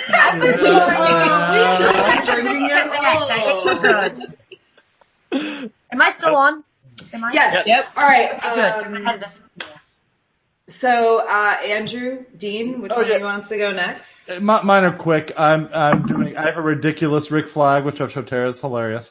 Expand on that. Tell us. It's ridiculous. I'd like to hear about this. I'm glad to know. It's horrifying. When she told me bunny hutch, I'll just get ridiculous American flag swimming trunks and airsoft vests, and it works out. And then I'm doing Koide from FLCL Season 2, which isn't very hard. It's just a wife beater, an inflatable guitar, a Band-Aid on my forehead, and fake glasses, because now I don't have those anymore. Look at Sarah. Season 7, Little Finger. It's going to be hot as hell. I did a pub crawl 1 block away. Our temperatures here in Orlando are very comparable to Atlanta. I think I dropped 2 pounds in sweat weight. I believe it. Yeah, so I'm probably going to die. Then Teddy Flood from Westworld. And then I have a casual Baelish, which will probably be used a lot. I actually have 2 separate jerseys, so I may just wear that for a lot of the. Well, what is the casual Baelish? I saw that on the. It's the one I've worn it to like a Game of Thrones pub crawl. It's just literally a jersey, like an athletic jersey, with like House Baelish's symbol on the front. Okay. And on the 2, there's 2 different things on the back. One of them is just little finger. The other one is biggest finger, which is an inside joke from our musical at Ice and Fire Con. So bad. And then I'm going to wear some generic Slytherin nonsense for Yule Ball. Yay! Okay, so Andrew, you're going to relate to this. Okay. I have facial hair issues with my mini costumes, right? So I'm coming in with a beard. I'm going to do Indiana Jones. Okay. So my costume of Indiana Jones, though, is the end of Temple of Doom. Like, literally the end. You know where the bridge falls? And, like, he, like, puts the stone up on the edge of the bridge. Yeah. And he's just beat to hell. That's my costume, right? So I got, like, every wound. Specific. That is amazing! But he has a relatively... Okay, I don't know, you can see the gray, right? But I brown that in because I need to. But anyway. He's scrappy. So then I go to John Marston because, I still need the beard. And then I might be doing Littlefinger again. Andrew, I also do Littlefinger. I don't know if you know that. All fingers are welcome. I'm going to switch on my copy for a second. Oh my god, it's going to be me. And then we have a big Orville group we're doing, which is the first time I'm actually my first 3D modeling that has become 3D printing. Like our whole group is using pieces that I made. Are there Orville panels going on? That's a good question. I don't know. Yeah. I'll be honest. I don't go to a lot of panels, so that's a great question. Good question. And then Tara knows this. Then it's pretty much Battlestar from then on for me. And I have a really cool Battlestar. It's I don't know how to explain it. It sort of honors both series, and it's my secret kind of costume. I don't want to really explain it, other than it sort of bridges both series, and it's pretty cool. And it's like it's my big new costume, and I'm really excited about. But I'll leave it at that. It's really cool. Yeah. Yeah. I've shown her. She knows what I'm talking about. But anyway, that's me. Cool. Tara, you haven't said yet. What are you doing? So Thursday I'm doing Suicide Squad Poison Ivy. Yay! With Ashley and our friend Becca, who's doing Ashley's Suicide. She's going to do Suicide Squad style Catwoman, and Becca's Harley. So we got the 3 of us, and then Friday during the day, I think I'm just wearing I have a couple dapper outfits that are super easy to throw on. So I think I'm just going to do a dapper outfit. I was going to wear Sansa, but then I realized I had an author reading at 1, a panel at 2:30, and another panel at 4, which meant that I would literally be putting on that costume and running from the Hyatt to the Westin, from my room in the Hyatt to my panel room in the Hyatt, then to the Westin, then to the Marriott, and there's no point. So it doesn't have to be then, though. You can still do it. It doesn't have to be then.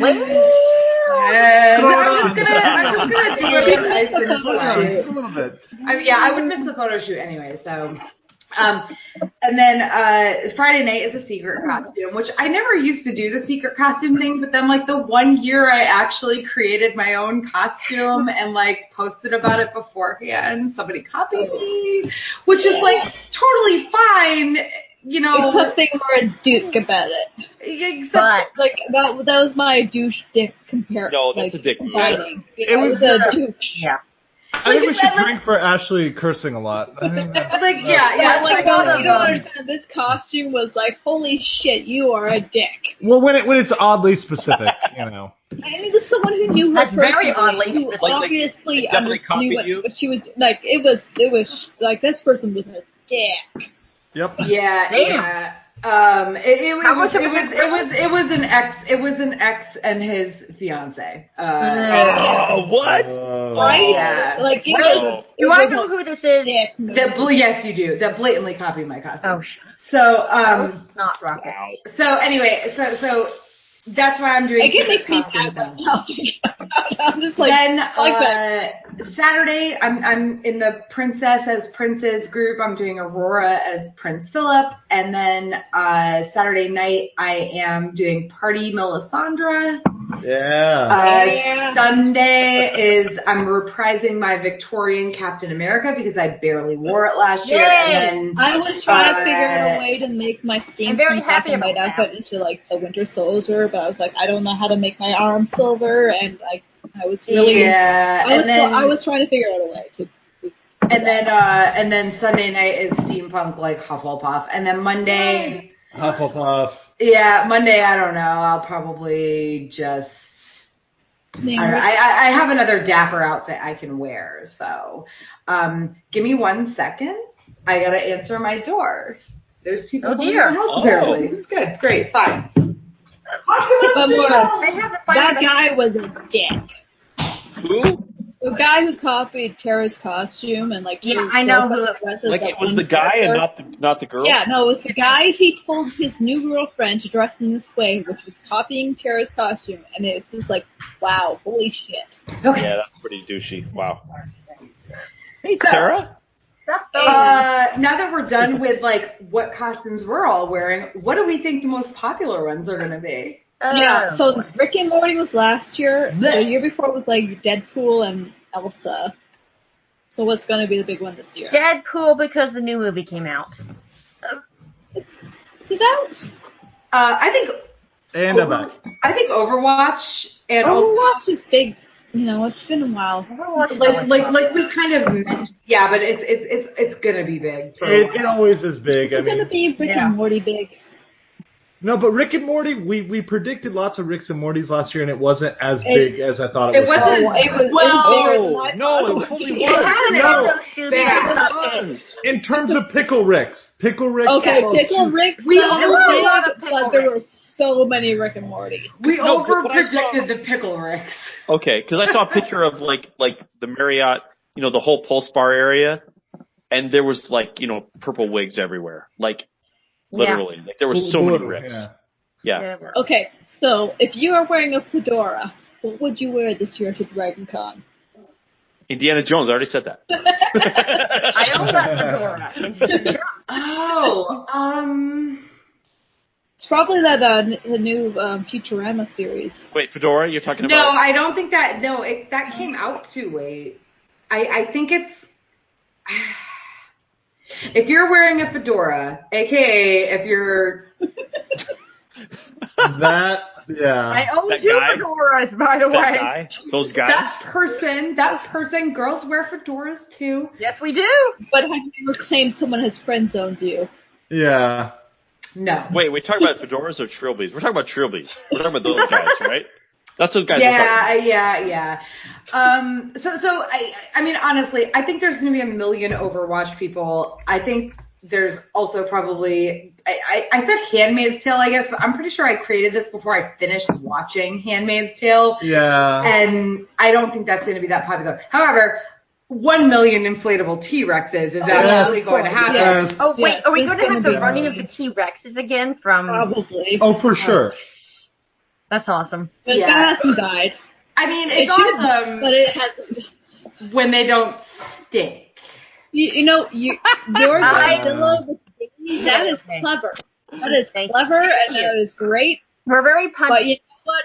Putting maracas and a Mexican hat on, that's not clever. That's not clever. Last year, I was stuck behind a Handmaid's Tale T-Rex in the Habit Trail. That's like drinking. That's like 2 times drinking, and it reeked. Mm-hmm. And honestly, I gotta. I know what T-Rex you're talking about. Reek does not rhyme with T-Rex, but it should. So there's probably going to be a lot of Deadpools again. But you know what we have? We have gone. Well, maybe a little. Always Deadpools. There's always Deadpools. Deadpool will be there.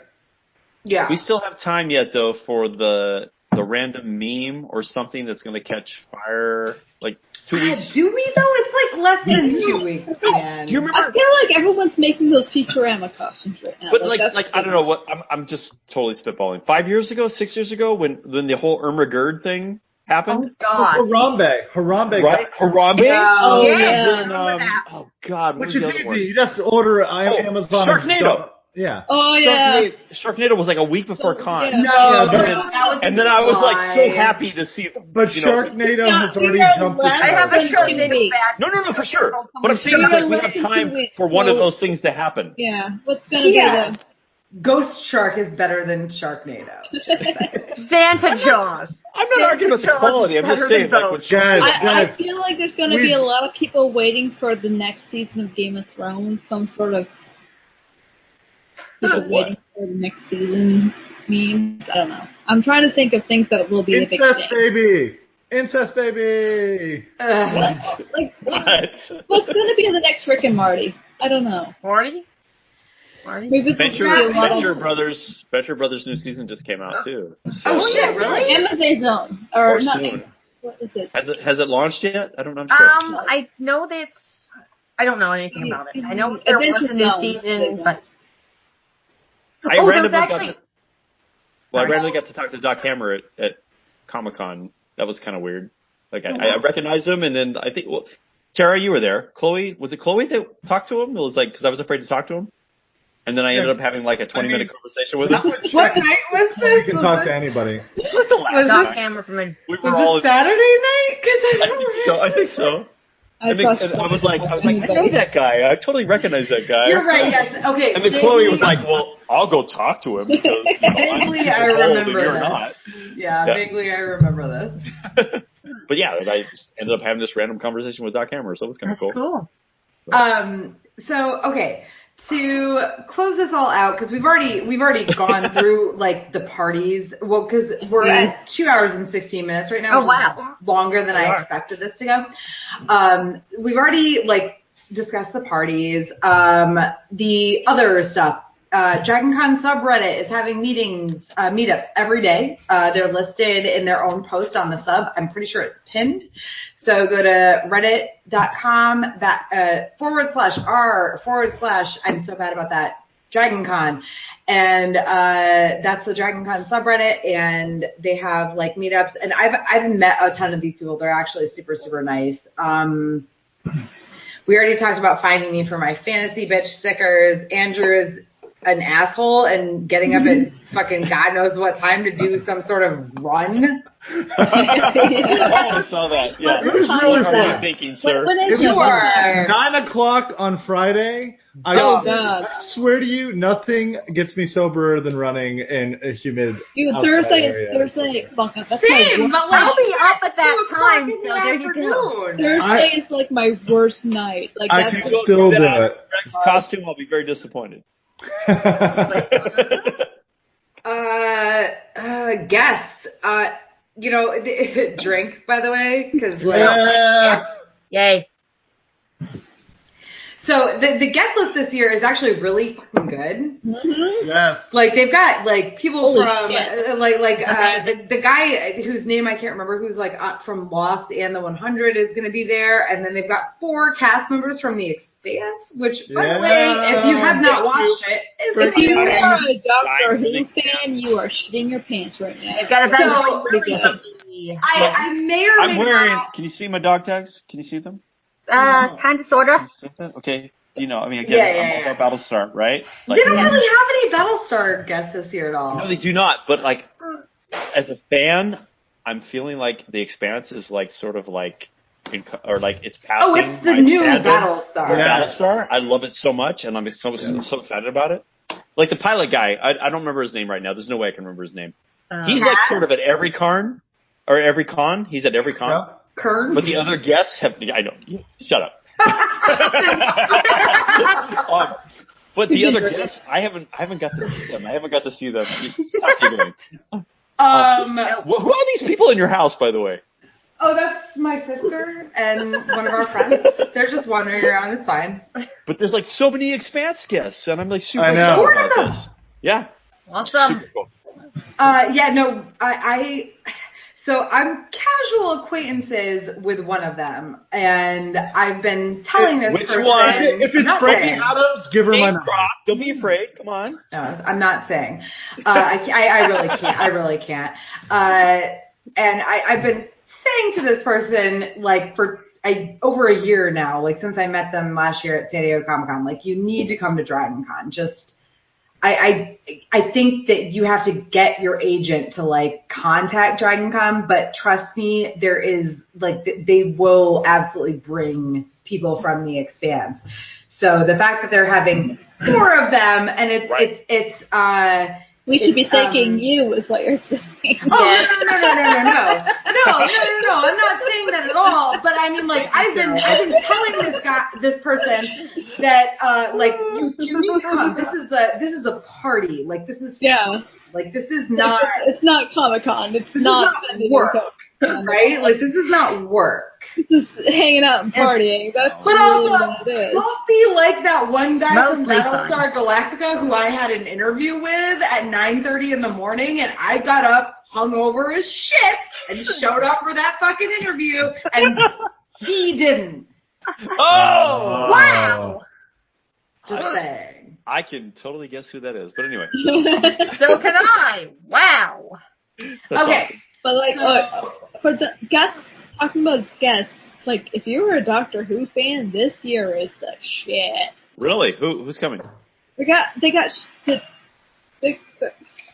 Catherine Tate, is that her name? Okay. River. Really? River. No, not River. No, Catherine Tate. No, Right, the other companion. Oh, She was like the best companion ever. Donna Right. way better than Rose. And they have Capaldi this year too, which is pretty awesome. Oh, they do have Capaldi. I didn't know about that. I didn't know Yeah, about that. Okay. if you're not into, like, if you're not like, oh, Matt Smith is so hot, oh my god, no, fuck that for those people. Yeah, not my thing. Capaldi was awesome. Matt Smith's face looks like a great. Peter Capaldi is a great doctor. Well, this has become the shit. But, like, Catherine Tate is. I'm sorry. I'm Smith's apologizing face if looks I'm getting the like a right name wrong, but He's cute, she's my but favorite companion. he's cute. Wait, have we devolved into who's hot or not? Yeah. I thought he was We're not doing now? hot. Yeah. No, you're right though. There's a really good number of Doctor Who guests. Yeah. And listen, there's always people who are bitching about the guest list, and it's like they change it every year based. Yes. You know what I mean? Like, one year it's a shit ton of Star Trek. I'm gonna get the name right. 20 Catherine Tate. 2015, it was like a shit ton of Battlestar guests. Like, Man. I did like the big I liked it. photo. I think it was 2015, right? 2015 or 2016. I don't know. Sounds I right. I don't know. I think it was 2015. Grace Park came. That was a big year. Yes. Yeah. She was definitely there. Yeah. That's my last fangirl moment I ever had, by the way. I think. Yes, Oh my I've God. heard. What's her Oh name? my God. The redhead, You've I heard? think she's You still heard? here. Oh man, how bad was it? Jesus. No, No, the girl who was in Guardians of the Galaxy. I think she's there this year. Which one? too. Nebula Nebula, and yeah. Mantis are both there this For year. limited time. So only One like Francis 6 days. and I Like forgot. Karen? We're talking about Karen? Karen Yes. Gillan. Okay. If you are a new Doctor Who fan, this is like the year. Oh yeah. And So, I am like I'm not the fangirl into like the hot doctors. I'm really excited about Peter Capaldi and Catherine Tate because Catherine Tate's the best. Dude, Peter Capaldi was hot. What are you talking about? Right? I'm just saying. Yeah, I'm not admitting to anything. I I'm know, just saying he's hot. like, I'm at that age where, like, it's no longer inappropriate for me to be super attracted to dudes in their 50s. So, just saying. Like, when I was, like, 16, it was really not good. But, like, nowadays... Unhealthy. Yeah, I'm No, saying, it's more of you're never attracted been to what you're excited I've about I've gotten older, There's but always my that good guy. attractiveness has, or the guys I'm attracted to have not. So now it's safe. Okay, so it's 7:24. We need to end this by 7:30 because we've been doing this for And you can It's only- a while. Only 420. 420. Yeah. For whatever in California, where Closing question: favorite Dragon Con memory from 2017, and how do you hope to top it this year? Right. Last year was when we couldn't find any place open to sell us food. It was past 3 a.m. That's not a good memory. No, we were just sitting in the lobby of, I think it was like the lower floor of the Hyatt. We were just like desperate. We were like, okay, we were looking on our phones trying to find what places we could deliver at this time of night. And then, lo and behold, right across from us, people walking in from the street happened to be people we were friends with. Because, like, how often does that happen? And they're just like, yeah, we're going to go get some street meat. And we're like, yeah, we'll go get some street meat. And so we just all invaded the hot dog stand, like, throwing up. And it was amazing. And this was our, like, 4 a.m. memory. It was amazing. It was great because we were so desperate for food. And then just, like, the doors opened and it was, like, people we knew. It was so great. All right. Who's next? I guess I'll go. 2017, it was a great year for sure, but not the highlight year for me. And I'm gonna, there's a little sad story attached to this, but my best year at Dragon Con was, cause we do, cancer research, fundraising and stuff, in the fleet. And, a member of ours died. And so a few years ago, we did a photo shoot. He's also involved heavily in the 501st. And we did a photo shoot with them. So like half of the photo shoot was Star Wars, half of the photo shoot was Battlestar. Yes, see. If you know the show, there was a ceremony where the two crews of the Pegasus and the Galactica came together. And we reenacted that sort of that ceremony. And did a photo shoot of the Star Wars group that he was a part of and the Battlestar group that he was a part of.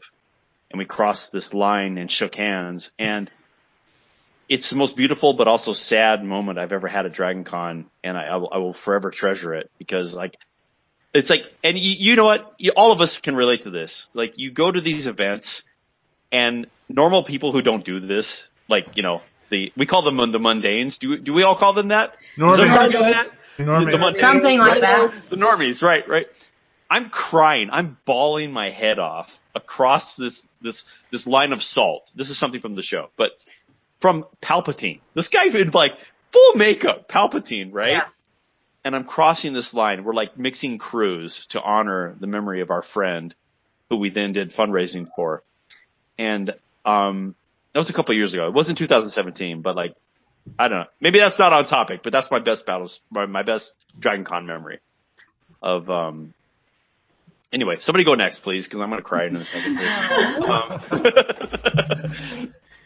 Well, I'll just tell mine, which is completely the opposite and not serious at all. It's the least serious, which is literally I had honestly never. And this is weird. I'd never stayed up all night at Dragon Con in 6 years. And last year was the first time I did it, and it was really fun. And now, granted, I will say I get normal sleep. I usually will, I don't care. I'll sleep for 6 to 8 hours almost every day.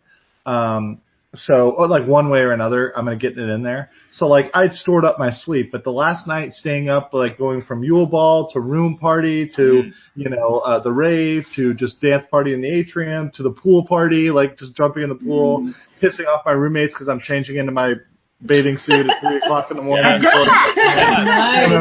Like literally, I mean, that was great. And also the fact that I met new people, and like each year, my mission is to meet new people because, and I said this in Tara's last cast and like every cast, I know Ashley, I know Tara, I know Brian, I know all these other people from Dragon Con. So like I need to, meeting people is something that Dragon Con has always worked out really well for. That's my favorite thing at Dragon Con, by the way.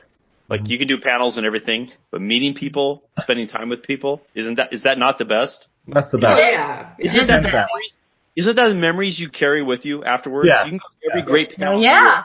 But I remember, and I'll remember this too, like meeting new people, having time with friends. You gotta hang out with us too, because I don't know you, but I should know you. This is what happens. I only met, so I'll go next, but like I met Dean at Comic-Con last month because we were at this industry party. Like I hesitate to call it like fancy party because it was. They made it sound like it was, but it wasn't. It was industry. It's just whatever. Yeah. So that's all the parties are. Chloe and I are in this party with our friend Orion, and we're like drinking, and like she's like, "Oh, I know this guy," She totally didn't recognize me at first. Wait, that's important.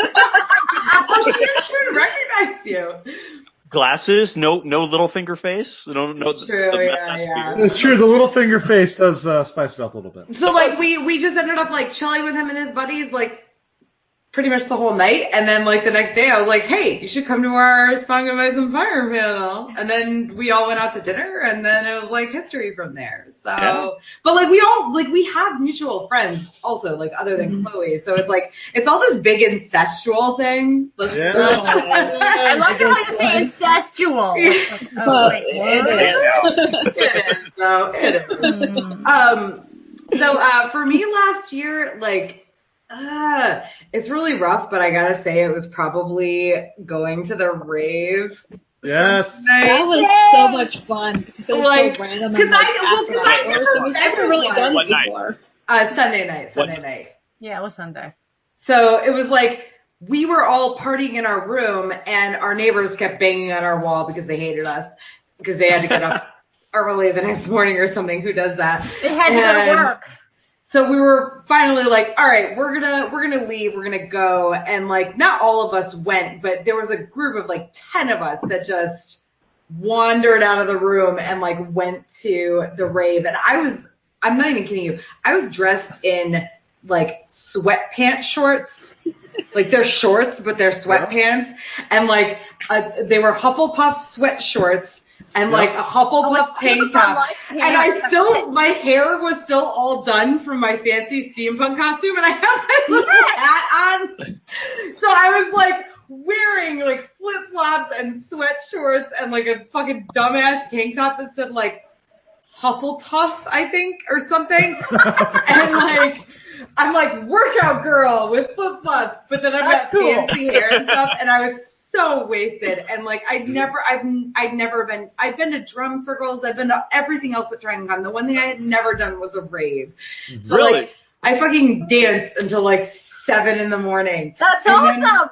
I'm not gonna lie, I was supposed to be on a panel at like 11 a.m. I was like, I can't do this. Oh, you didn't make it? No, she made it. It was just probably. No, I didn't make it. No, I didn't. I had a 1 p.m. panel, and I made that one, and that was still a fucking miracle. So, yay! But you made it. That same rave you were at, a friend of mine was up there dancing. She was one of the girls on stage. And I was in the crowd, and she saw me. And it was like immediately embarrassed, like and she waved at me. You know, like it was super funny. But I was like just dancing all over the place, like just being a total, like I was so. It's fine. Oh, I wasn't. So how do I hope to top that this year? Honestly, I've had some really awesome times at like the official parties, like the Heroes and Villains and stuff like that. I want the North Remembers party to top that. Mm-hmm. I'm working on that, so hey, there you go. Yeah. Andrew, what are you wearing to that costume? I'm doing my casual Baelish because there's no way I can move around enough in my full Baelish. So if you want my other jersey, we can be twinsies. Oh shit! Okay. Nice. This has just become a thing. Hey. And you all are both also. I mean, Andrew is taller than. What are you, Dean? Like 6'2"? I'm 6'6". Oh, really?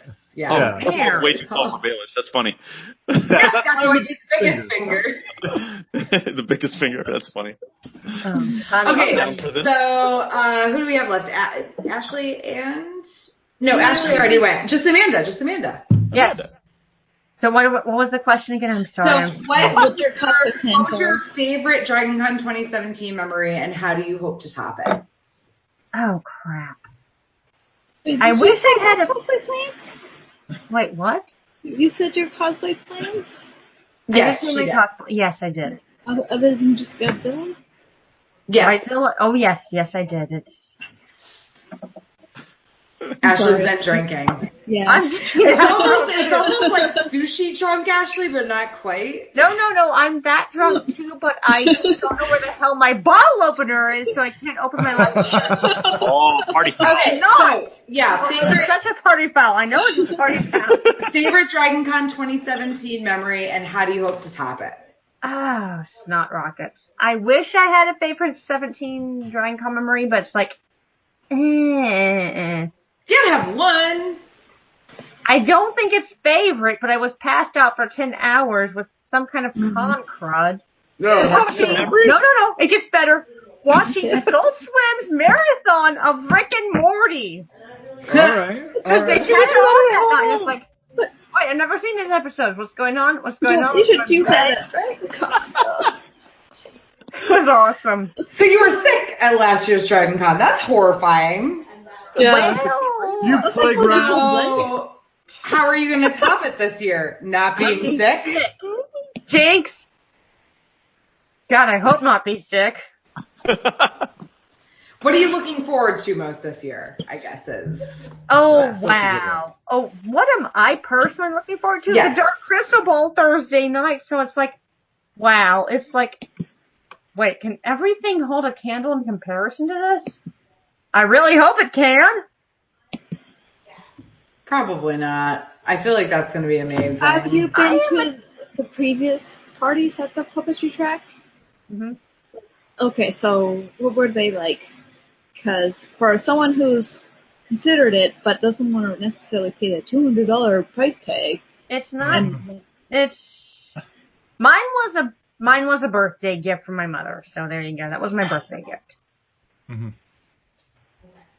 It's is it worth the $200? $200? Yeah. Well, I've been to me personally, yes, because I've been a fan of the Dark Crystal since I was like in high school. So that was like 20 fucking plus years ago. Yes. So. Oh, fart! I'm old. Honey, me and We you. all are. I have to drink to that. Sorry. Wait. Age. When Is did anyone we... under 30 in this group? Because if they No. are, fuck you. Under 30? Is that what you said? Under 30. Nobody in here is under God. 30. Okay. No. That horrible game. What was it? It's fart. It was for Justice League something. The Joker said never trust anyone under 30. I agree. That was a line. You can look it up on YouTube. I'm just saying. Injustice. There you go. Okay, so I'm going to close this out because we've been going for a really long time, which is great for podcasts, but not so much for webcasts. Before we go, I just want to, one more time, I want everybody to say who you are, where you're from, where people can find you. So I am Tara. My handle is at a Geek Saga on literally everything. I am also an author, and my books are by T.L. Walker, because that's actually my name, apparently. Don't search for her regular name. I tried this. It doesn't. Yeah, no, you can't. I know, it doesn't come up. No. The worst part is, like, Yeah. somebody published books under, like, the same name, like, 3 years after I published my books. So it's There's a dude named T.L. Walker. Yeah, it makes it difficult. that's not his name. And there's a Lynn Fuck one. him. Stole it from you. Fuck him, and I'll drink 3 times to that. Publish your Women shit in the horse under my same name 3 years after I published my I book. feel like that's something you Kiss should my look ass. up before you publish your books. Right? I trust me, I already existed. For 30-something years. Okay, so now that I've been angry and mean for a minute, Andrew? Yeah, sure. So you can find my podcast that I started with my friend Joe on Facebook at Stats Check Podcast, Twitter, Stats Check Cast, and just look me up if you want to look me up on Facebook. You can look about. Don't look you up on Twitter, by the way. Yeah. Hi. Just don't. Not him. Long pause. Jesus. Stats, just look up his podcast or look Just look up my Andrew podcast. up on Facebook. That's it. Just trust me on that. You find out he's got this big hentai club. Dean's next. Dean, where can people find you? Oh, okay. My business is theproplock.com. We sell screen use props and costumes. Why are you so wet? Sorry. What? Sorry, what? My dog just like wanted us to be like soaking wet. And Dean at theproplock.com. I don't know if anybody would bother to email me. You need to have social media. Well, now, thank you. I know, I do, but whatever. You guys have a asking Facebook you for this page? email later. Yes, by the of course, way. of course, Thank you. of course. Yeah, the prop block. We have an email page. Okay. Yeah. Hold on. Search for the prop block on Facebook. Thank you. Yes. There you go. Free plug. Amanda. Yes. Okay, you can look me up under Amanda Kirk. Good luck in trying to get a hold of me. It's like every other day I'm on Facebook, so it's like But she's very easy to find at Dragon Con. I am very easy to find at Dragon Con. Look for Bilbo this year. She's very Yes, nice. look for Bilbo dressing down this year. It's like, hey, guess what I'm wearing every freaking day for Dragon Con? The one costume? Well, technically I have 4, but it's like, yeah, okay. Well, you know how comfortable it is? Yeah, I was going to say, but when there's the comfortable one. Yeah, there you go. Ashley, what about you, babe? For Ashley, you can find me at a podcast of Ice and Fire. It'll just be under Ashley. On like fan fiction, I'm usually under Sirene, Sieyan. It's mostly anime trash. For general panel stuff at conventions, I usually do Ashley Dawn. So that's also you're at Ashley Cleggan on Twitter, but I don't use it enough to be relevant. But Ashley Doesn't really Cleggan, have a because Twitter account anymore. I go on there every now and then to post relevant stuff. But usually it's at Houseman Woody, which is the podcast of it's at APOIAF. God, I have to think about it. APOIA. I still have a lot of their stuff from 2 years ago, so yeah. We're still All a right. thing. Yes, it's cool. I mean, I know you're awesome. You're the only ones with the San Diego Comic-Con panel, so. All right, guys. Thank you so much for joining us. Whether you're listening to this live or listening or watching it like after the fact or listening to it as a podcast, God help you if you're doing that. Like really, seriously. Wait, how many live viewers do we have? How many? I don't know. I'll have to look at the analytics afterward because it's like it only shows you how many are watching it at a time. But usually, my ego. You know what I mean? Yeah, usually I don't get that many live viewers. It's like people who view it after the fact. And also podcast downloads are a bigger thing because people want to like listen to it rather than watch it. So I will have this up as a podcast. If you are for some reason watching it live, whatever, I will have this up as a podcast in the next couple days. So by like the 20th or 21st or whatever. I will cut out the dog and cat fight at the beginning of the episode. No! That's quality content right there. Quality content. My dog attacking my cat over wet cat food. That's your cat. Your dog. So yeah, really, like, thank you guys for listening. I will do a post-Dragon Con webcast. It's a toss-up whether I'll do it on my own channel or the Geeky area, but it will happen. And probably some different, people would like to mix it up. But thank you so much for listening, and have a great evening, day, whenever you're listening to this. I don't know. Bye! Go drink some alcohol! Thank you for listening to Tara Lynn's A Geek Saga podcast. If you like what you heard, please check out my website, ageeksaga.com, or consider supporting me on Patreon at patreon.com/ageeksaga.